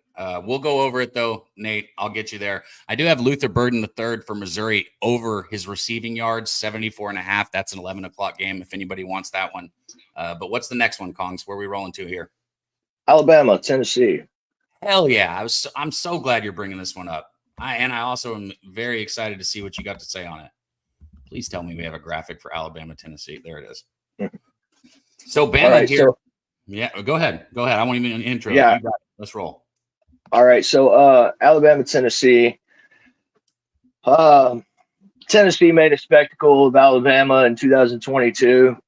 Last time Alabama came to Tennessee, they tore the goalpost down, took them to the river, and it was the talk of the country for that weekend. Tennessee started off hot against Cupcakes this year. Anytime they've had any semblance of a good team, they can't seem to get it done. Can't seem to put points on the board. Can't seem to stretch the field. I'm on Alabama here, minus 2.5. I think Jalen Milroe comes out, stretches the field, gets the ball out of his hand early. And I think this Alabama defense can get to Nico Iamaleava. So I'm on Alabama full game -2.5, -3, whatever. So we're on the same side here. I like to hear that because we're on opposite sides of the Louisville-Miami game. But here we're on the same side. I got Alabama also. Some thoughts on this one, right? Everybody's talking about, oh, Nico is not living up to what he's supposed to be, this, that, the other. First off, I want to say this. He's a redshirt freshman, all right? Everybody keep that in mind. The kid's a redshirt freshman. Second, his offensive line hasn't been blocking for him, right? No. And that's the big – I don't give a shit how good you are. If you play football in the SEC and you're not getting blocked for, it's not easy. I don't care how fast you are. I don't care how far you can throw the football. None of that shit matters if your line's not blocking for you. And Tennessee's front line has had problems. And I don't think Alabama is the team where it's going to get easier to start blocking all of a sudden, right? This is not a situation I feel like you want to be in if you're Tennessee. And out of the two, I expect Milroe. One of the props that I looked at betting in this was Milroe's longest rush. It started at 16.5, and I loved it. It's all the way up to like 18.5 or 19.5 now. I still like it, though. I think Milroe's longest rush, I think he gets over 20 yards at least on his longest rush. And I got Alabama as a side here. You know, I think this is a very, very important game, obviously, for both of these teams, but especially for Alabama to make a statement that they can still be, you know, you don't live up to the Nick Saban legacy. If that's what you're trying to do, you're fucked. You gotta make your own legacy. You gotta do your own thing. And in my opinion, it starts right here with beating Tennessee to show that, you know, after playing a couple close games and after losing to Vanderbilt, you know, we can still go out there and beat Tennessee and beat the Vols. I got Alabama also here. Moose, what do you think? I am also on Alabama here. Excuse me. I'm also on Alabama here. Yeah, Alabama has kind of got beat up a little bit last week against the run, but when you look at this, Heupel as a home dog is 1-4 ATS. Yes, he's 18-4 straight up at home, but in conference 16-11, but 12-15 ATS versus a top 25 team, 8-8 straight up at Tennessee. So the hangover spot for Alabama turned into an outright loss, and then a look-ahead spot almost led to the same result. The exact same formula could be applied here, but really a significant difference is the strength of schedule both teams have played. Tennessee has played the 82nd ranked schedule, and Alabama has played the 6th toughest. Yeah, an asterisk is Wisconsin lost Van Dyke, so you know you can put a little asterisk on there. But they have played the much tougher schedule, especially that game against Georgia. Alabama is far more battle tested than Tennessee, and given the conference struggles of Heupel, I can only look Alabama. I'll take Bama full game. I'm tempted to go first half, but Alabama on the road is still a bit of a question mark. I think we are seeing some cracks in the armor on Tennessee, and the fact that a redshirt freshman is taking on Alabama gives me enough confidence to take the away favorite. Unless Uncle Nico plays like Johnny Football, I think Alabama wins this and covers easily. I think Nico gets a little bit too hyped and tries to do a bit too much in the biggest game in his young career. Another issue has been Tennessee in the red zone. They've been great at generating big plays inside opponent territories, but have only scored touchdowns 19 times out of their 30 red zone opportunities, so almost just over a 50% clip. Alabama has been solid in their red zone defense, so all these signs point to Alabama. That is one of my favorite bets. Alabama on the board on my card to the window. You know, that's I can't agree more with what Nutflesh said. And, you know, this is an ESPN, so it's not a death sentence having the same people all in the same bet here. But I see our guy Jim in the chat said everyone is on Alabama in this game. Vols will get it done. I get it. I hear you. I don't always like being on the same side as everyone. But at the same time, this is an Alabama team. You know, I talk about not living up to Saban's legacy. This is an Alabama team that the culture was already there. Now, you make your own culture within the culture, right? But the culture at Alabama has been the culture at Alabama, and it will stay the culture at Alabama. This is a football culture, and I just think Alabama wins this football game. It's okay with me that everybody's on the same side. Yeah, and Rude Vol actually brought up a point I wanted to bring up. Uncle Nico has not thrown more than 30 passes all year. So if Tennessee falls behind by a couple of touchdowns and they get into a passing game script, they're still going to try to run the ball. And if Alabama is stopping the run and they stack the box, this really looks like a tough spot. And yeah, this looks square as hell. I mean, this looks like that's one what the of chat's saying. Square spots. Yeah, but God, dude, it's just too tempting. I don't care if there's electrodes attached to the cupcake. I'm still going for the goddamn cupcake. Yeah, and like everybody said, like Doug Wise said, the public is right sometimes, and I think this will be one of those times. So I don't care. I don't care if I'm sharp, public. I'm not one of the people that puts into that. You call me whatever you want. I just got to win my fucking bets. That's all that matters. So we got Alabama here. So shout out to you guys. I do also like Milroe's longest rush prop. If anybody wants some props in this, but let's keep it rolling. Kong, where's the next one we're going to? Colorado. Hell yeah. Yes, sir. Do I have a graphic for this? Come on. I don't think that I do. So I'll pop this one down. Click the wrong thing. I'll pop this one down for you and I'll make it real quick. But go ahead, take it away. You're on Colorado. Let me guess though, because you've been cashing it pretty much every week here. Shedeur Sanders over 3.5 passing touchdowns. I am going to be on that as well. Yes. Well, it cashed last week, cashed the week before. I would be too. I think I might bet it with you today. But go ahead, Kong. Yeah. So Colorado gets Arizona. Spread 3.5. I think Dion puts Travis Hunter on Tedero McMillan. That's what shuts down this Arizona offense. I like Colorado outright, but give me the points plus 3.5. I think Colorado puts points up, and I think they have what it takes to shut down Arizona's only weapon. So that I'm on Colorado money line, just give me the points plus 3.5. So official take the points, but you're also on the money line here. Not going to have time to get the graphic up for this one. You know, this was a game that I was interested in myself. Probably in taking Colorado here too. I didn't bet it, but I get it. I saw Dion said that Hunter is. He didn't say 100% going to play, but he said he is pretty positive that Travis Hunter is going to play in this game. Which for me, I need Hunter in the game if I'm betting on Colorado. But it looks like he will be, so that's a good thing. Moose, anything on this one? Hunter is not likely to play both sides the entire game. So that is kind of that's what pulled me off, is just like, okay, well, how's Hunter going to be used? Because if you don't have him on defense and you don't have him on T-Mac, who's covering him? Because the rest of the secondary is significantly lower, especially when you have Sanders, who's already out, their safety, the prime junior, who's already out of the game. I don't know who would be covering out there in the secondary. So it's kind of like, okay, are you just going to deploy Hunter as usual? Or are the reports that are coming out from local media? Because, I'm somewhat tapped in. I'm not going to sit here and be like, I've got my finger on the pulse. But I'm a CU fan. That's one of my two schools, three schools, San Diego State, Colorado, and Navy. Those are my three schools that I generally check in on almost every single week. And CU, a lot of the media is saying that Travis Hunter is very likely to go, but he is probably going to have some restrictions on how much he plays. He might get thrown out there just in the red zone. And hey, Colorado, or what you want to say, in the red zone, they've been fairly good. 16th in the country, points off of Eckel. They have allowed a ton of big plays. So if you wanted to go T-Mac yardage or longest play, which our longest catch, which I've been on before, 100% on the table. But this is a Colorado spot, but I'm a little hesitant with the Hunter news and how they deploy him. But I'm probably going to double back to this. I'm actually going to make a note of this. I think I might end up on CU here as well. So I might be, buffing up a little bit. So, but I will post if I get there.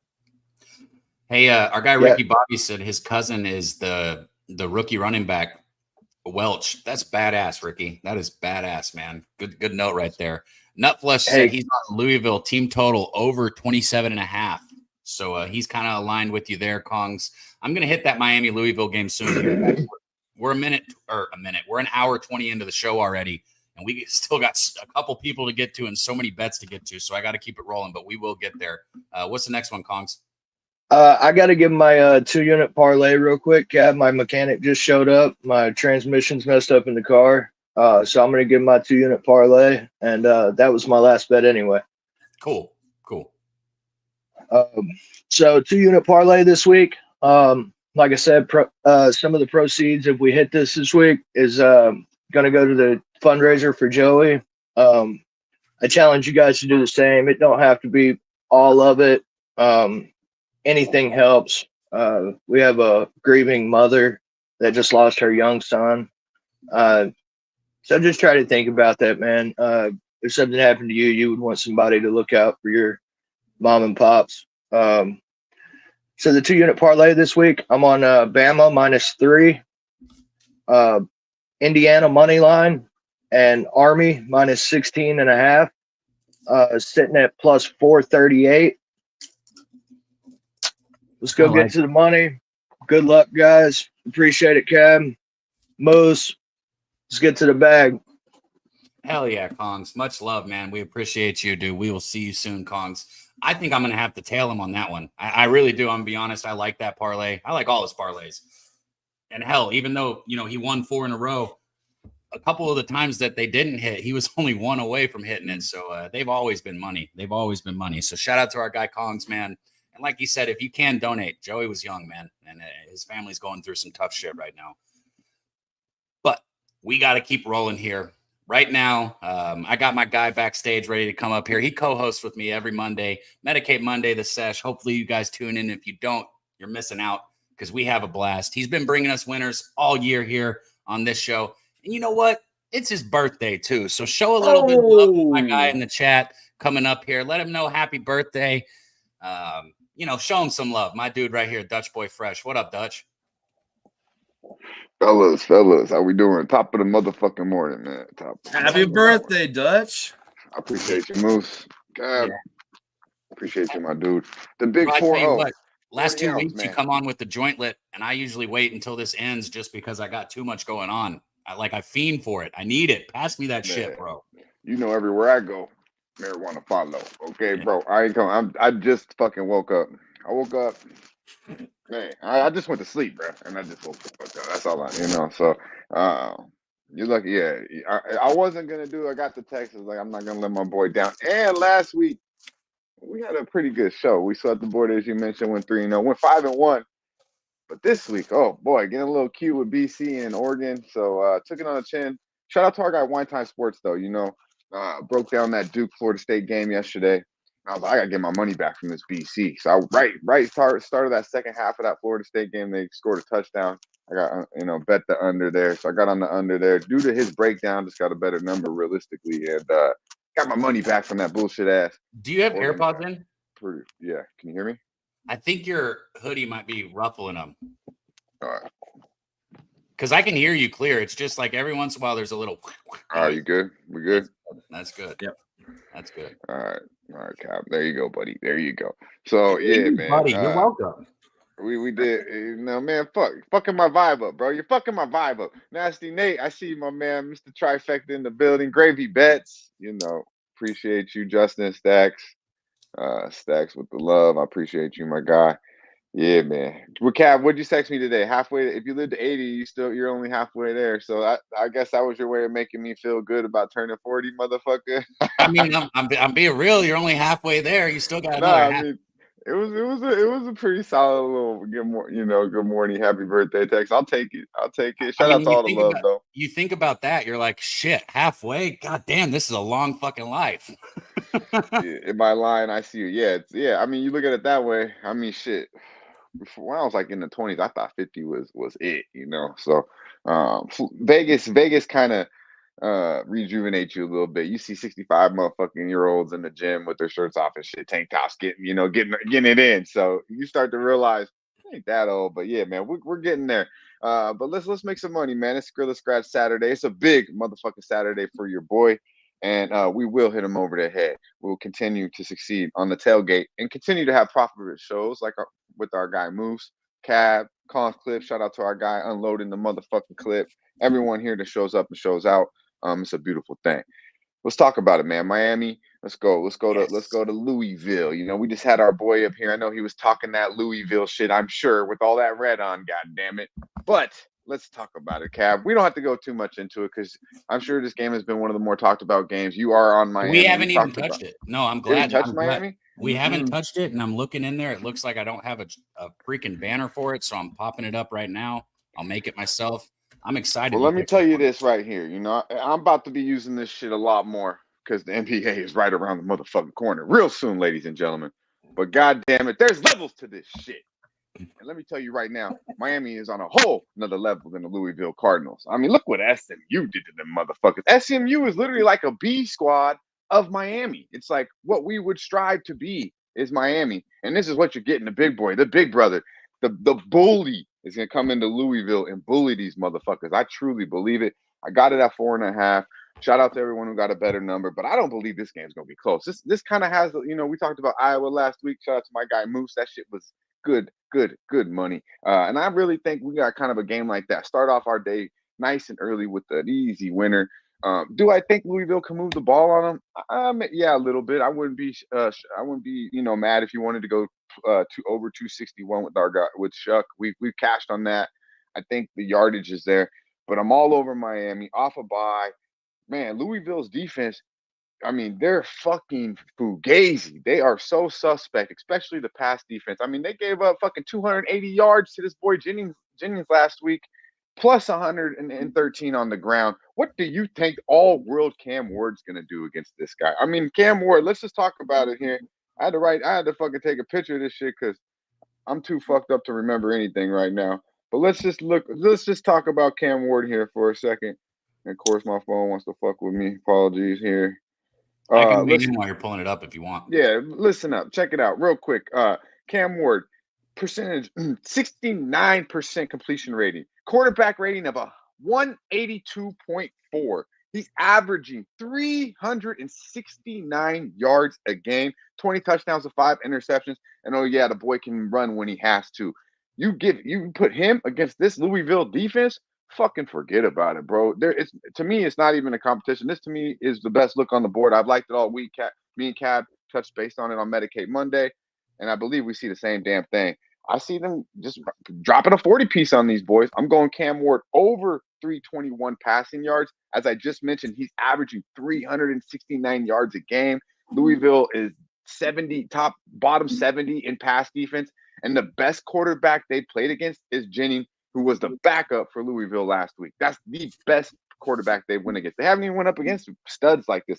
Jennings is nice, don't get me wrong, but Cam Ward's on a whole motherfucking another level. He's went over this number in every single game he's played so far.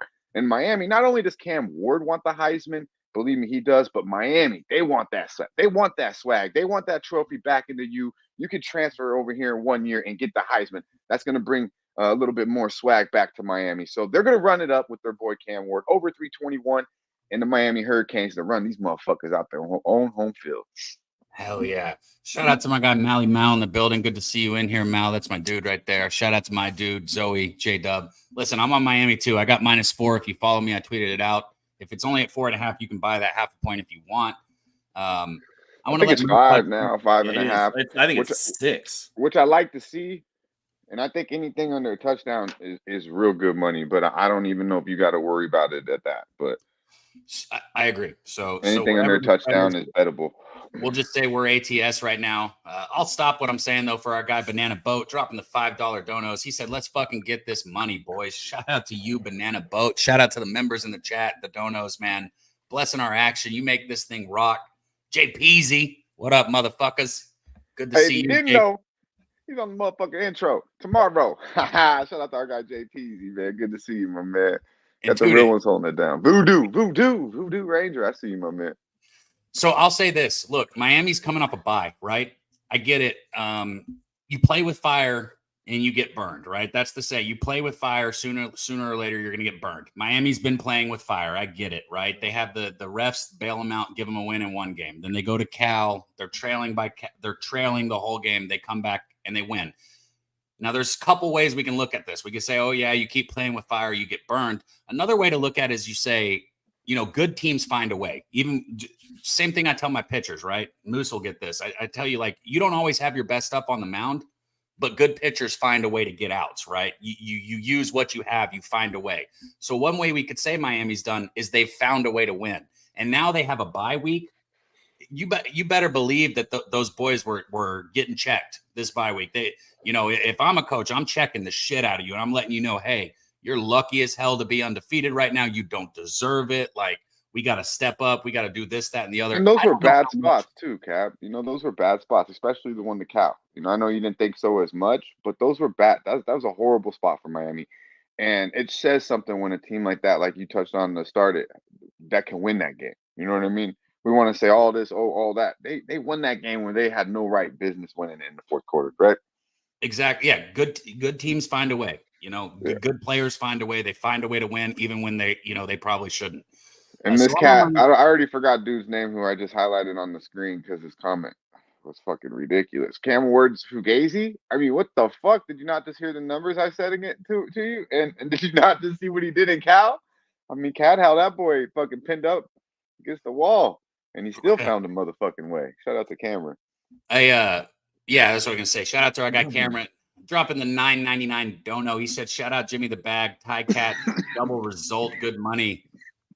I know that the Tie Cats is Canadian football, so shout out to our guy Jimmy. I know he's up like 5 or 6 units on the season too. So big start there for him. Shout out to you, Cameron, dropping that, blessing our action. Moose, did you bet this game? Oh yeah. Okay, go you. So yes.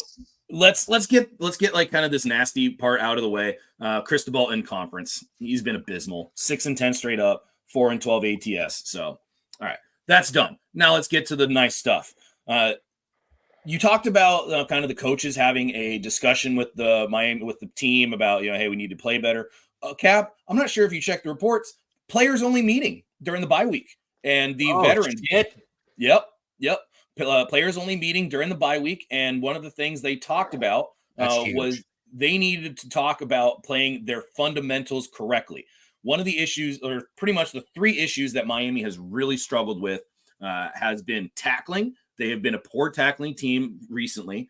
Penalties. They've amassed over 250 yards, if I remember correctly. It's somewhere here in my dive. Again, if you want my dive, DM me. I have a long breakdown on this. And the other is turnovers. They've given the ball away quite a bit in recent weeks.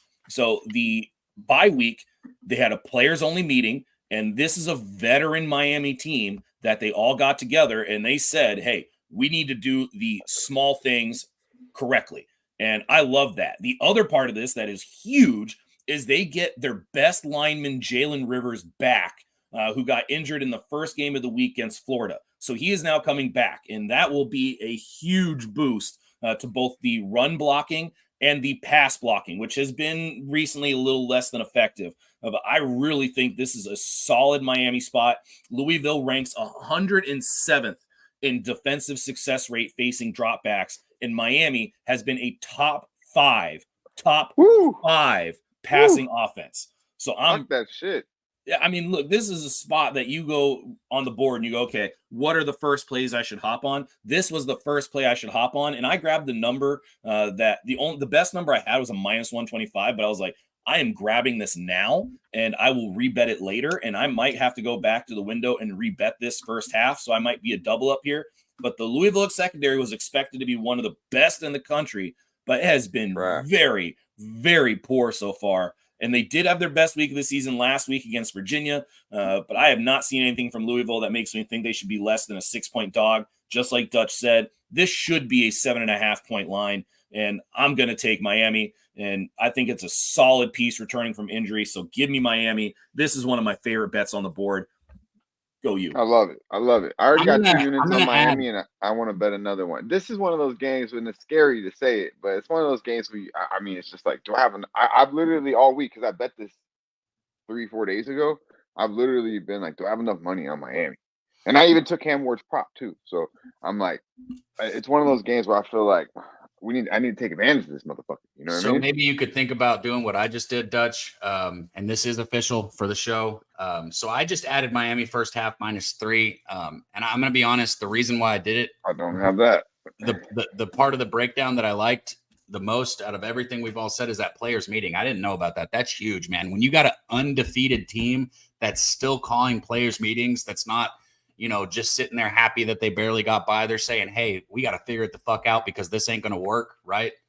I love that. I love that. I love that too. Yeah, that's big time. To me, this is you get both sides. You get a team with the extra rest. You get a team that should be motivated, as we just talked about, and Moose with the great breakdown.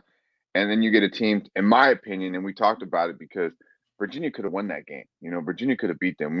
I believe me and Moose were both took the 7.5 and thought they were live, and they were super live. If they don't do some dumbass shit, they win that game. Louisville, to me, I said it against Notre Dame. They're extremely overrated. They're so we're getting the best of both worlds, and in my opinion, a team that the books just simply haven't caught up to, that Louisville isn't. Like our boy Moose said, this secondary was, I guess, rated so high, and what I've seen is nothing of that caliber whatsoever. This average quarterbacks, doing some dirt against this team. So I'm looking forward to seeing Cam Ward, who's nowhere near an average quarterback, against this defense. But let's get to it. Let's go to Michigan, man. Let's go to motherfucking. Actually, we're going to Illinois. We're going to fucking Illinois, and we're looking at Michigan. It's a prop game for me, man. We talked about it here about 2-3 weeks ago. We went with Mullins. I like him again here today. I got over 81.5. Really, we're going to attack a suspect Illinois rush defense, who's 77th in the nation, allowing 150 yards a game. And last week, allowing Purdue, who we seen yesterday, couldn't even get on the motherfucking board.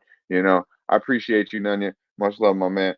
Couldn't even get on the motherfucking board last week, or last night against Oregon. And then, of course, they almost beat Illinois last week and run for 240 yards. Purdue did against this Illinois defense, which I think is very suspect. As I just told you, not very good against the run.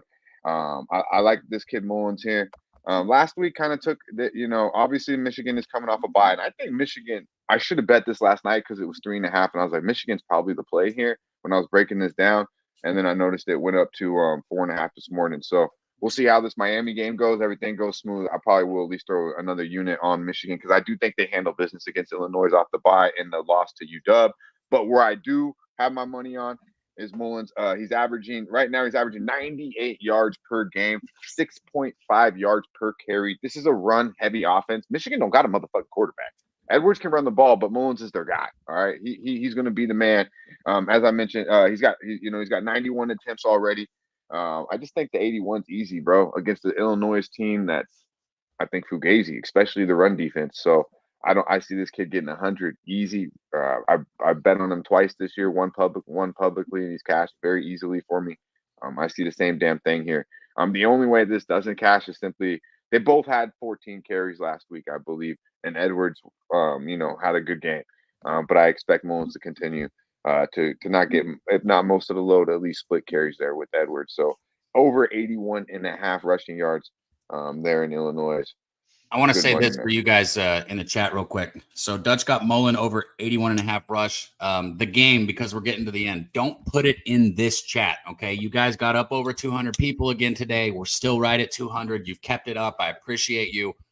Georgia, Texas, whoever's the closest to the score, I'll give you $25, just like I'm doing with the two people from last week. Leave a comment on the show afterwards. Georgia, Texas, guess the score. So, well, God damn it, perfect leeway. Just put that motherfucking game on the screen. Yeah, I'll go ahead and drop it up there. Moose, you already touched on this one. So did you have anything else you wanted to say before I put that one up? Dude, I was literally writing it into the chat box. The one thing I will say, we talked about the over, and I'm going to piggyback off of what Dutch was saying here.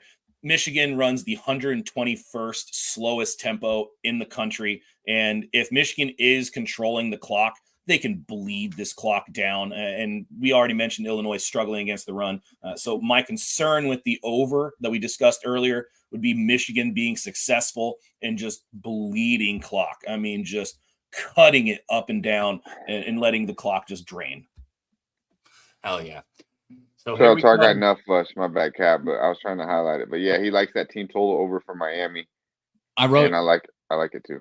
Did he say Miami for team total over? He also put a must bet in here, and I wrote it down, and I'll give it out with the bets when I recap everything at the end. I got both of Nut Flush's bets, but he said absolute must bet spot. UConn team total over 26.5, gold number. Love it. And when Nut Flush is on team totals, I'm gonna bet that today, Nut. I'm gonna bet that today. God damn it! I don't tell motherfuckers, but I know you're good at these team totals.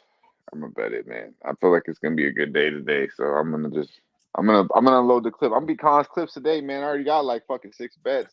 Well, what are you doing in this one? Because everybody, look, this is the one where I feel like, you know, I'm with everybody on Alabama, and I don't necessarily love being on the public side. I guess I'm on the public side with Miami, obviously. This is the one where I'm not with everyone. I'm on the Bulldogs here. I took them first half. I think Georgia makes it a game. What are you looking at here? Yeah, man. Shout out to the cab junkie, the animal cookies crossed with the thin mints. It's just getting me right where I need to be. And this game, 4:30. I'll be pretty fucked up by the time this game starts. I will be. I'll admit that one. And I will be on the Dogs. I am on the motherfucking Dogs. God damn it. +5. I mean, it's simple. You got Kirby Smart getting 5 motherfucking points against Sarkisian. I mean, I got to go to the window. I really do. I hate to break it down and be so simply stupid dumb with it, but that is what it is to me. I know Georgia by far was the highly rated number 1 team coming in. I think they're right there with Texas everywhere except the quarterback position. But is it that far? Is it that big? 5 points is a lot of motherfucking points to me. And Texas has done what they needed to do, coming off, usually should be a big game, which, the Red River rivalry. But they punked Oklahoma. That was really nothing. I just think Georgia, man, Kirby Smart getting 5 points, playing bad football. These boys have been getting run through the mud, So to me, what I see is it's going to be one in the trenches. So I expect Georgia hasn't ran the ball very well. I expect that to change today. I think they run the ball. Beck can't turn the ball over, obviously. I think if Beck turns the ball over once, if he throws an interception, they don't win this game. It's that simple. If he gets sacked, fumbles the ball, this is going to be a close-ass game, I believe. This is going to be kind of like the Georgia Alabamas that we've seen in previous years. Texas is scary though, man. They really look good against Michigan. Michigan's not as what we thought they were. Definitely not nowhere near the talent they were last year. So to me, I get the better coach. I know I got a team talent-wise that's right there with Texas. I mean, Texas defense isn't the old Texas that we've seen, but they're still, I don't think is elite as everyone. I still think Georgia has the best defense on that field, and I think simply they got to run the football. Kirby Smart finds a way, rally the boys. I'm taking the 5, but I think Georgia wins this football game. They have to. I touched on it earlier. They have to. If they don't, they might as well. I mean, they're losing to Bama. That's another part. I'm loaded. That was my fault, Cap. That's another thing. Texas loses this game, they're still riding high on their way to the playoffs. Georgia loses this game, maybe a different story. Correct? Exactly. Yeah. They might be out of the picture. Like I said earlier, a 10-2 SEC team can get into the playoffs, but you definitely don't want to be 10 or I said it last night. You definitely don't want to have 2 losses at this point in the season already. It's just too much. I put it in the chat. I said, go ahead and drop questions for Moose if you guys have them so I can star them. I've seen a couple. I just noticed we're both wearing the A hats. Somebody in the chat told me to put on a college football hat. They were like, play the part. I'm like, dude, I got an A&M hat somewhere. I got an FSU hat, but that's red, just like red. In the back, crunkled and shit. Like, I keep the jersey nice, but the hat I done threw somewhere and they ain't picked it up yet. That's also literally the logo for Alabama. The curved A is also literally the logo for Alabama. So, let's slow our roll on the whole. That's an MLB hat. It's like that's I also said we're wearing the A. logo. Yeah. Oh, I see what you're saying. Okay, I see what you're saying. What's my bad? I'm loaded. Gotcha. Yeah, he's standing up for it. Yeah. Standing on business. Let's go. For you, Cap. For you. For his co-host. That's a good co-host right there. Why don't you try doing that? Why don't you try doing that on the session for one time? This fucking guy attacks me. We don't got time to calls me gay. We don't got time to turn this show gay. All right, we got to keep on track.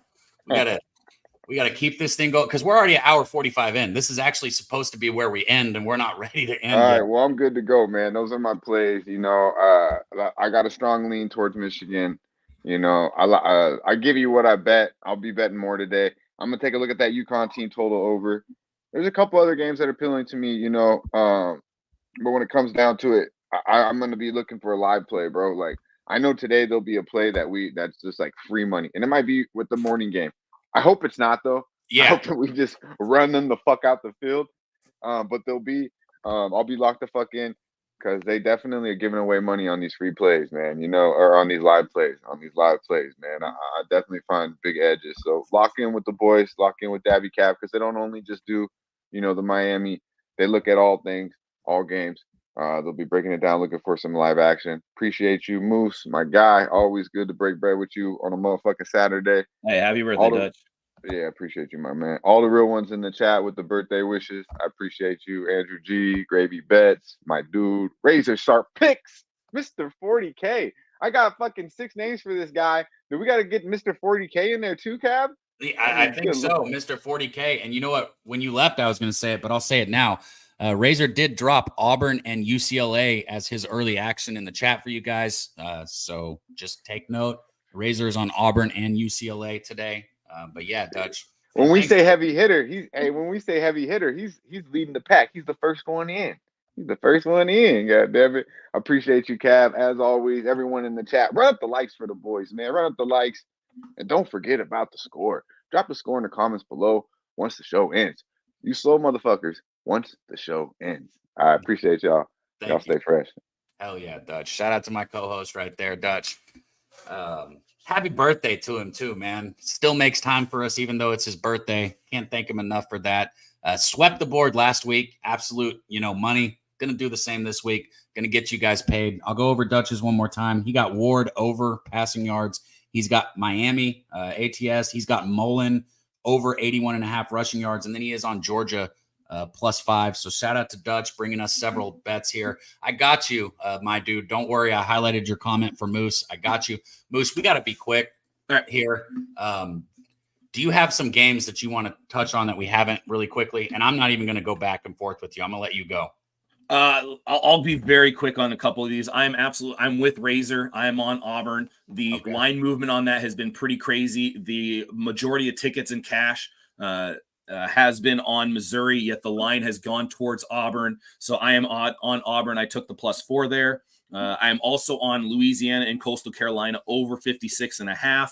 2 offenses that have been fairly good and 2 defenses that have been pretty bad. They do rank lower in their tempo, but they do score a lot of points. I am also on Texas Tech against Baylor at -5.5. Baylor is just one of those teams that it seems like every week they do something that just makes you scratch your head like, what the hell are they thinking? And Texas Tech has been very good, and they've been very good at home. So I will leave it at that, and we can get to some of the moose droppings here. One of the things I do want to throw out there is the Cincinnati game. I'm really upset with this game because they are not letting me get player props here. I would love to be on Arizona State Scatabo rushing yards. Would love to be on that. They haven't posted it. I would love to be on Sorsby passing yards. Haven't posted it. I would love to be on Xavier Henderson receiving yards. Haven't posted it. Cincinnati was the same one you wanted to prop in either last week or 2 weeks ago, and they didn't post it. They are not like Cincinnati was one of those teams. I couldn't get the receiving yards bet. I ended up taking a receptions bet, and it still didn't cash. Xavier Henderson they were targeting him aplenty, but they just couldn't make the connection, and I lost the bet. But this is a game where you have 2 defenses that have done very, very well in the red zone, but they have been horrific in between the 20s. So I feel like this is absolutely a player prop game. I wrote about it in my Moose Dive that these are 2 offenses that know how to move the ball, but have struggled scoring. I love the player props in there, but they are not offering me any player props. But if you have a book where you're able to get Scatabo rushing yards, I believe I set the number at about 75.5 or so. If you get something under that, awesome. Sorsby, if you get something under 270, 260, love it. If you get Henderson somewhere under 65, love it. But unfortunately on my books, they don't have it. So let's get those moose droppings. Hell yeah. Well, I'm going to go straight to the one that you've dropped a couple times, my dude. Don't worry. But before I do, I want to hit our guy Oldie with another $5. Thank you, man. I appreciate that. I put a ton of time into that. I do. That is my little child. That's my baby. So there you go. You see it right here. Another great document this week. If you're not getting the Moose Drive, I don't know what you're doing. He's giving it to you for free, and it's more and better information than people who sell you stuff. All you got to do is give Moose your email, reach out to him. He will put you on the Moose Drive. He breaks down, I don't want to say every game, but he breaks down as many as he can. Big games. Yeah, several games in depth. And anybody that has it, I'm sure they love it. So Shout out to our guy Moose, man. Shout out to Old E for the $5 dono. We appreciate you, Old E. Moose, we appreciate you for what you're doing. You did kind of just touch on what Doug Weiss said. He said Cincinnati was his play of the day, so he kind of wanted to hear that. My dude said, can we please talk Washington State for Moose? So let me see if I got a graphic, but if not, go ahead and take that one. Gotcha. I mean, this is an absolute Washington State spot. Hawaii always off the island is always like, okay, what's the travel like? What's the time difference like? I mean, obviously not as significant, only having to go to Pullman. But I mean, I think Washington State can probably put up 40 points here. I'm not very convinced in Hawaii. I thought their passing game this year was going to be pretty solid, but they rank 99th in successful dropbacks, and they rank 124th in EPA per dropback. That is their main bread and butter, is to try to drop back and throw the ball, and they have sucked. So this is a Washington State spot, but it's a large number. I don't bet large numbers. I mean, I rarely will take double-digit favorites, so I'm off of this. But, dude, Peavy, dude, over here. Sorry, my dog is trying to disrupt the channel. But this is a Washington State spot for me. And if you look at the money, which I've got right here, if it uploads, 69% of the cash, 60% of the tickets are on Hawaii, and the number has gone down a little bit. I don't get why it's going on them. I mean, unless Mateer is hurt and I just didn't hear about it, this is an absolute Washington State smash spot. Team total would absolutely be a look here, depending on what you get. Zoe, I think that's kind of one of the ways I would look at this, but I am off of this. And just to let you guys know, for the Moose Dive, the four sources I generally use: Phil Steele, the College Football Preview. I do have a PFF subscription that I use. College Football Insiders, which is free to everybody. Shout out Stats of War, Parker Fleming. And I also will just use the Yahoo Sports page to kind of go through and pick up all the stats. Hey, even better, showing love for where you're getting it. That's awesome, man. I love it. Moose, I want everybody to have a chance to drop anything else. Jim said he followed you on that coastal over, Moose. I want to have a chance for anybody to drop any more questions, so get them in there if you can. We're going to recap our action. I've got a lot of action to cover because we have, several great cappers that come on. I take several bets from the chat as we go. So I'm going to recap everything. You guys have like a couple more minutes to drop questions for Moose. Then Moose is going to recap his bets. And then we're going to fuck off and get over there to the Louisville, Miami live stream and make some money. We start off here with Stacks. Shout out to our guy, Justin. He's on Oklahoma plus 102. And then Guns came in. Like I said, Guns is what, 9 and 3, the last 4 shows that he's done with us. So shout out to our guy, Guns. He's on Texas first half, minus 2.5. He's on the over in the Illinois game, and he's on New Mexico minus 120. Shout out to our guy Gorjon in the chat. He's on Miami and Texas money line together in Colorado. Wine Time, always killing it. Make sure you guys check out Who Bangin' Sports, where he's at right now. He'll be back with us for a little bit of the live stream. He's on the under 42 in the UCLA Rutgers game. He's got UCLA plus 4.5. He's got Arkansas plus 3, and he's got the under 51 in the Nebraska-Indiana game. Shout out to our guy Skunt Blaster. He came in here, dropped the dono, dropped his action for us. Don't get cooler than that. Appreciate you, Skunt Blaster. He dropped UConn money line, Michigan money line. Wow, my handwriting's bad. I don't know what the last one is. UConn money line, Michigan money line, and I don't know what I wrote on the last one. So it's under 51 for somebody. I think it's TCU under 51. I think that, but don't quote me on Skunts. We can go back and find it. Kong came in, unloaded a clip like always. He's got Army. He's on the trifecta with Army. He took them in the first half, first quarter, and full game. So he's ATS for Army all the way there. He also took a future on Army to make the playoffs at 20-1. I don't necessarily think they beat Notre Dame, but his logic made a whole lot of sense the way he explained that. So shout out to our guy Kongs. Clemson first half minus 11. He's on Bama with us, Moose and I at minus 2.5. And then his 2-unit parlay of the week is Bama minus 3, Indiana money line, Army minus 16.5, and that comes in at plus 438. My dude Razor, shout out to Mr. 40K, as Dutch called him in the chat. Razor, early games. He's got Auburn. He's got UCLA. Nut Flush, the team total guru in the chat, came through. He gave us Louisville team total over 27.5. And then he said, he didn't say best bet of the day, but he said great bet, should bet, must bet. UConn team total over 26.5. And then Dutch closed us out here before we got to our Moose droppings. Came in, he gave us Cam Ward over on his passing yards. He is also on Miami -4.5 with me. He's on Mullen over 81.5 rushing yards. And he is on Georgia, the Bulldogs, at +5. So shout out to my dude Dutch. Really quick, I'll give you guys my 5 bets, and then we'll recap Moose. I am on Miami -4. Follow me on X. I gave it out at the beginning of the week. I am on Luther Burden III for Missouri over 74.5 rushing yard or 74.5 receiving yards.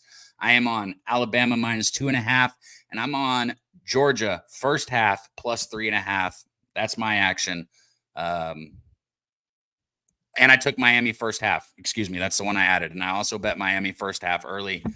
Full transparency, I only have a half a unit on Luther Burden and Miami first half. Everything else is a full unit. And that's the action outside of Moose's. Moose, can you recap your action real quick?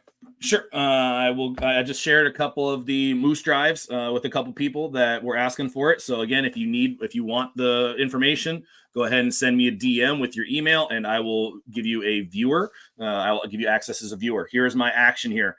Miami -4 full game. First half, Miami -3. I did get to the window there, so I am joining. Wanted to get on that again. I found a way to get on that. Auburn +4 and Auburn moneyline sprinkle. Alabama -3, Louisiana, Coastal Carolina over 56.5, Texas Tech -5.5, and I'm on first half Texas -3. Hook 'em horns.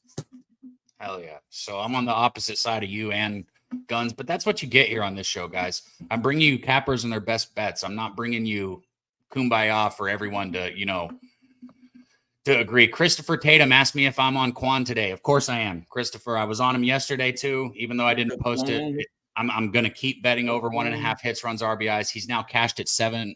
I think 7 out of the 9 playoff games. I got to double check that. He's only not cashed it twice. So however many playoff games they played in, he's missed it twice. So I will be back on it. A couple questions here. Hoosiers, Nebraska, Dana Delp. We did hit that one, but we love you in the chat, Dana. So I want to let Moose hit it one more time if you had any extra thoughts on this one. I mean, Signetti first half has been absolutely awesome. Nebraska, they are not really tested on the road, and this is a younger team. I think Nebraska is the sharp side. If I remember the money in the tickets correctly, I know we're running short on time. I can't really pull it up too quickly because we got to get to the live stream. But Nebraska, I believe, is where some of the sharps are. But I think a lot of very solid, very smart bettors are on Indiana. The only way I'd be betting Indiana is Signetti first half, where he has just been absolutely amazing. But Nebraska, they are not as bad as some people are saying. And Indiana is a very solid team, but they are not as elite as a lot of people are saying. You look at their strength of schedule, the difference is pretty staggering. I agree with that completely. Sitting at 5-1, Nebraska, not as bad as people think. They're not the same team they've been in the past. Baylor Tech, I saw you put in the chat, Tech got to the window. Do you want to say anything on that one?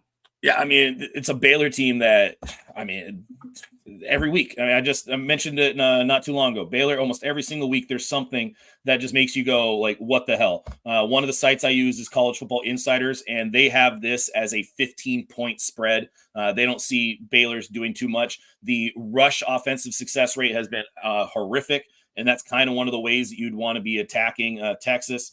And I don't see Baylor doing too much. The drop back percentage on defense is also very poor. Baylor defense has been really bad, and Texas Tech at home has been outstanding. If you guys just remember what they did against North Texas, I know much worse defense, but still Texas Tech at home has been an absolute machine, and I really like them at home here. So I got 5.5. I know 5.5s are generally more favorite to the dog, but 5.5 for Texas Tech was something I really liked.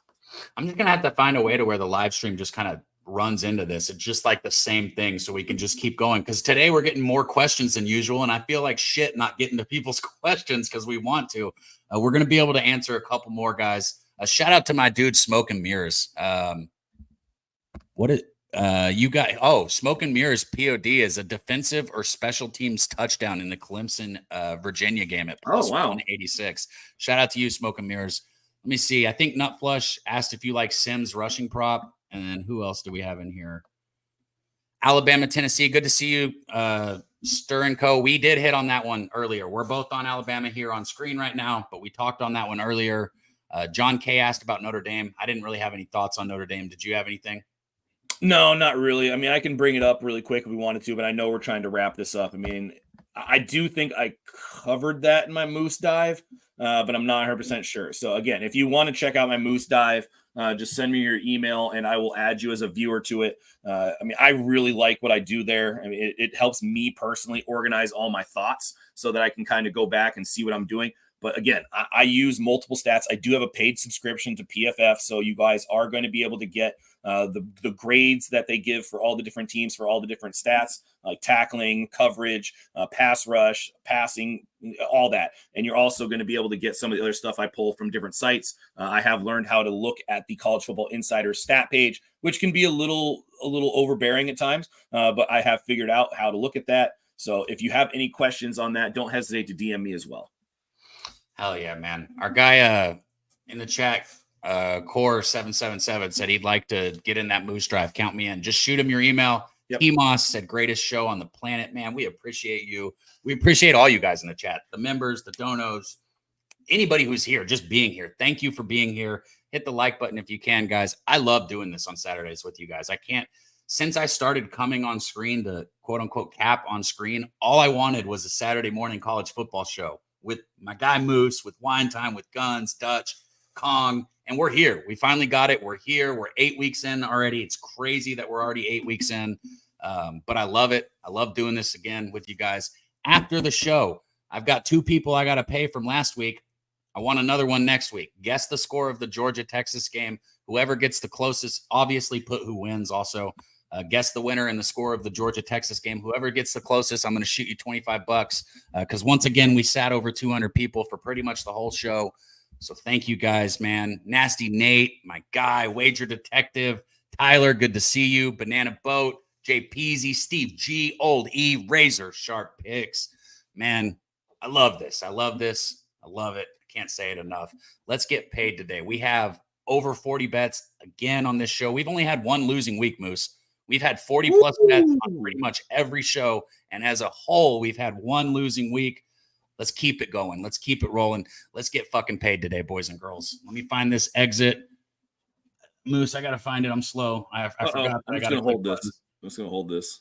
Just hold it there. Yeah, for a second. Hold it. Yeah, and I got it. We're out. We'll see you guys in the live stream here in like 5 minutes.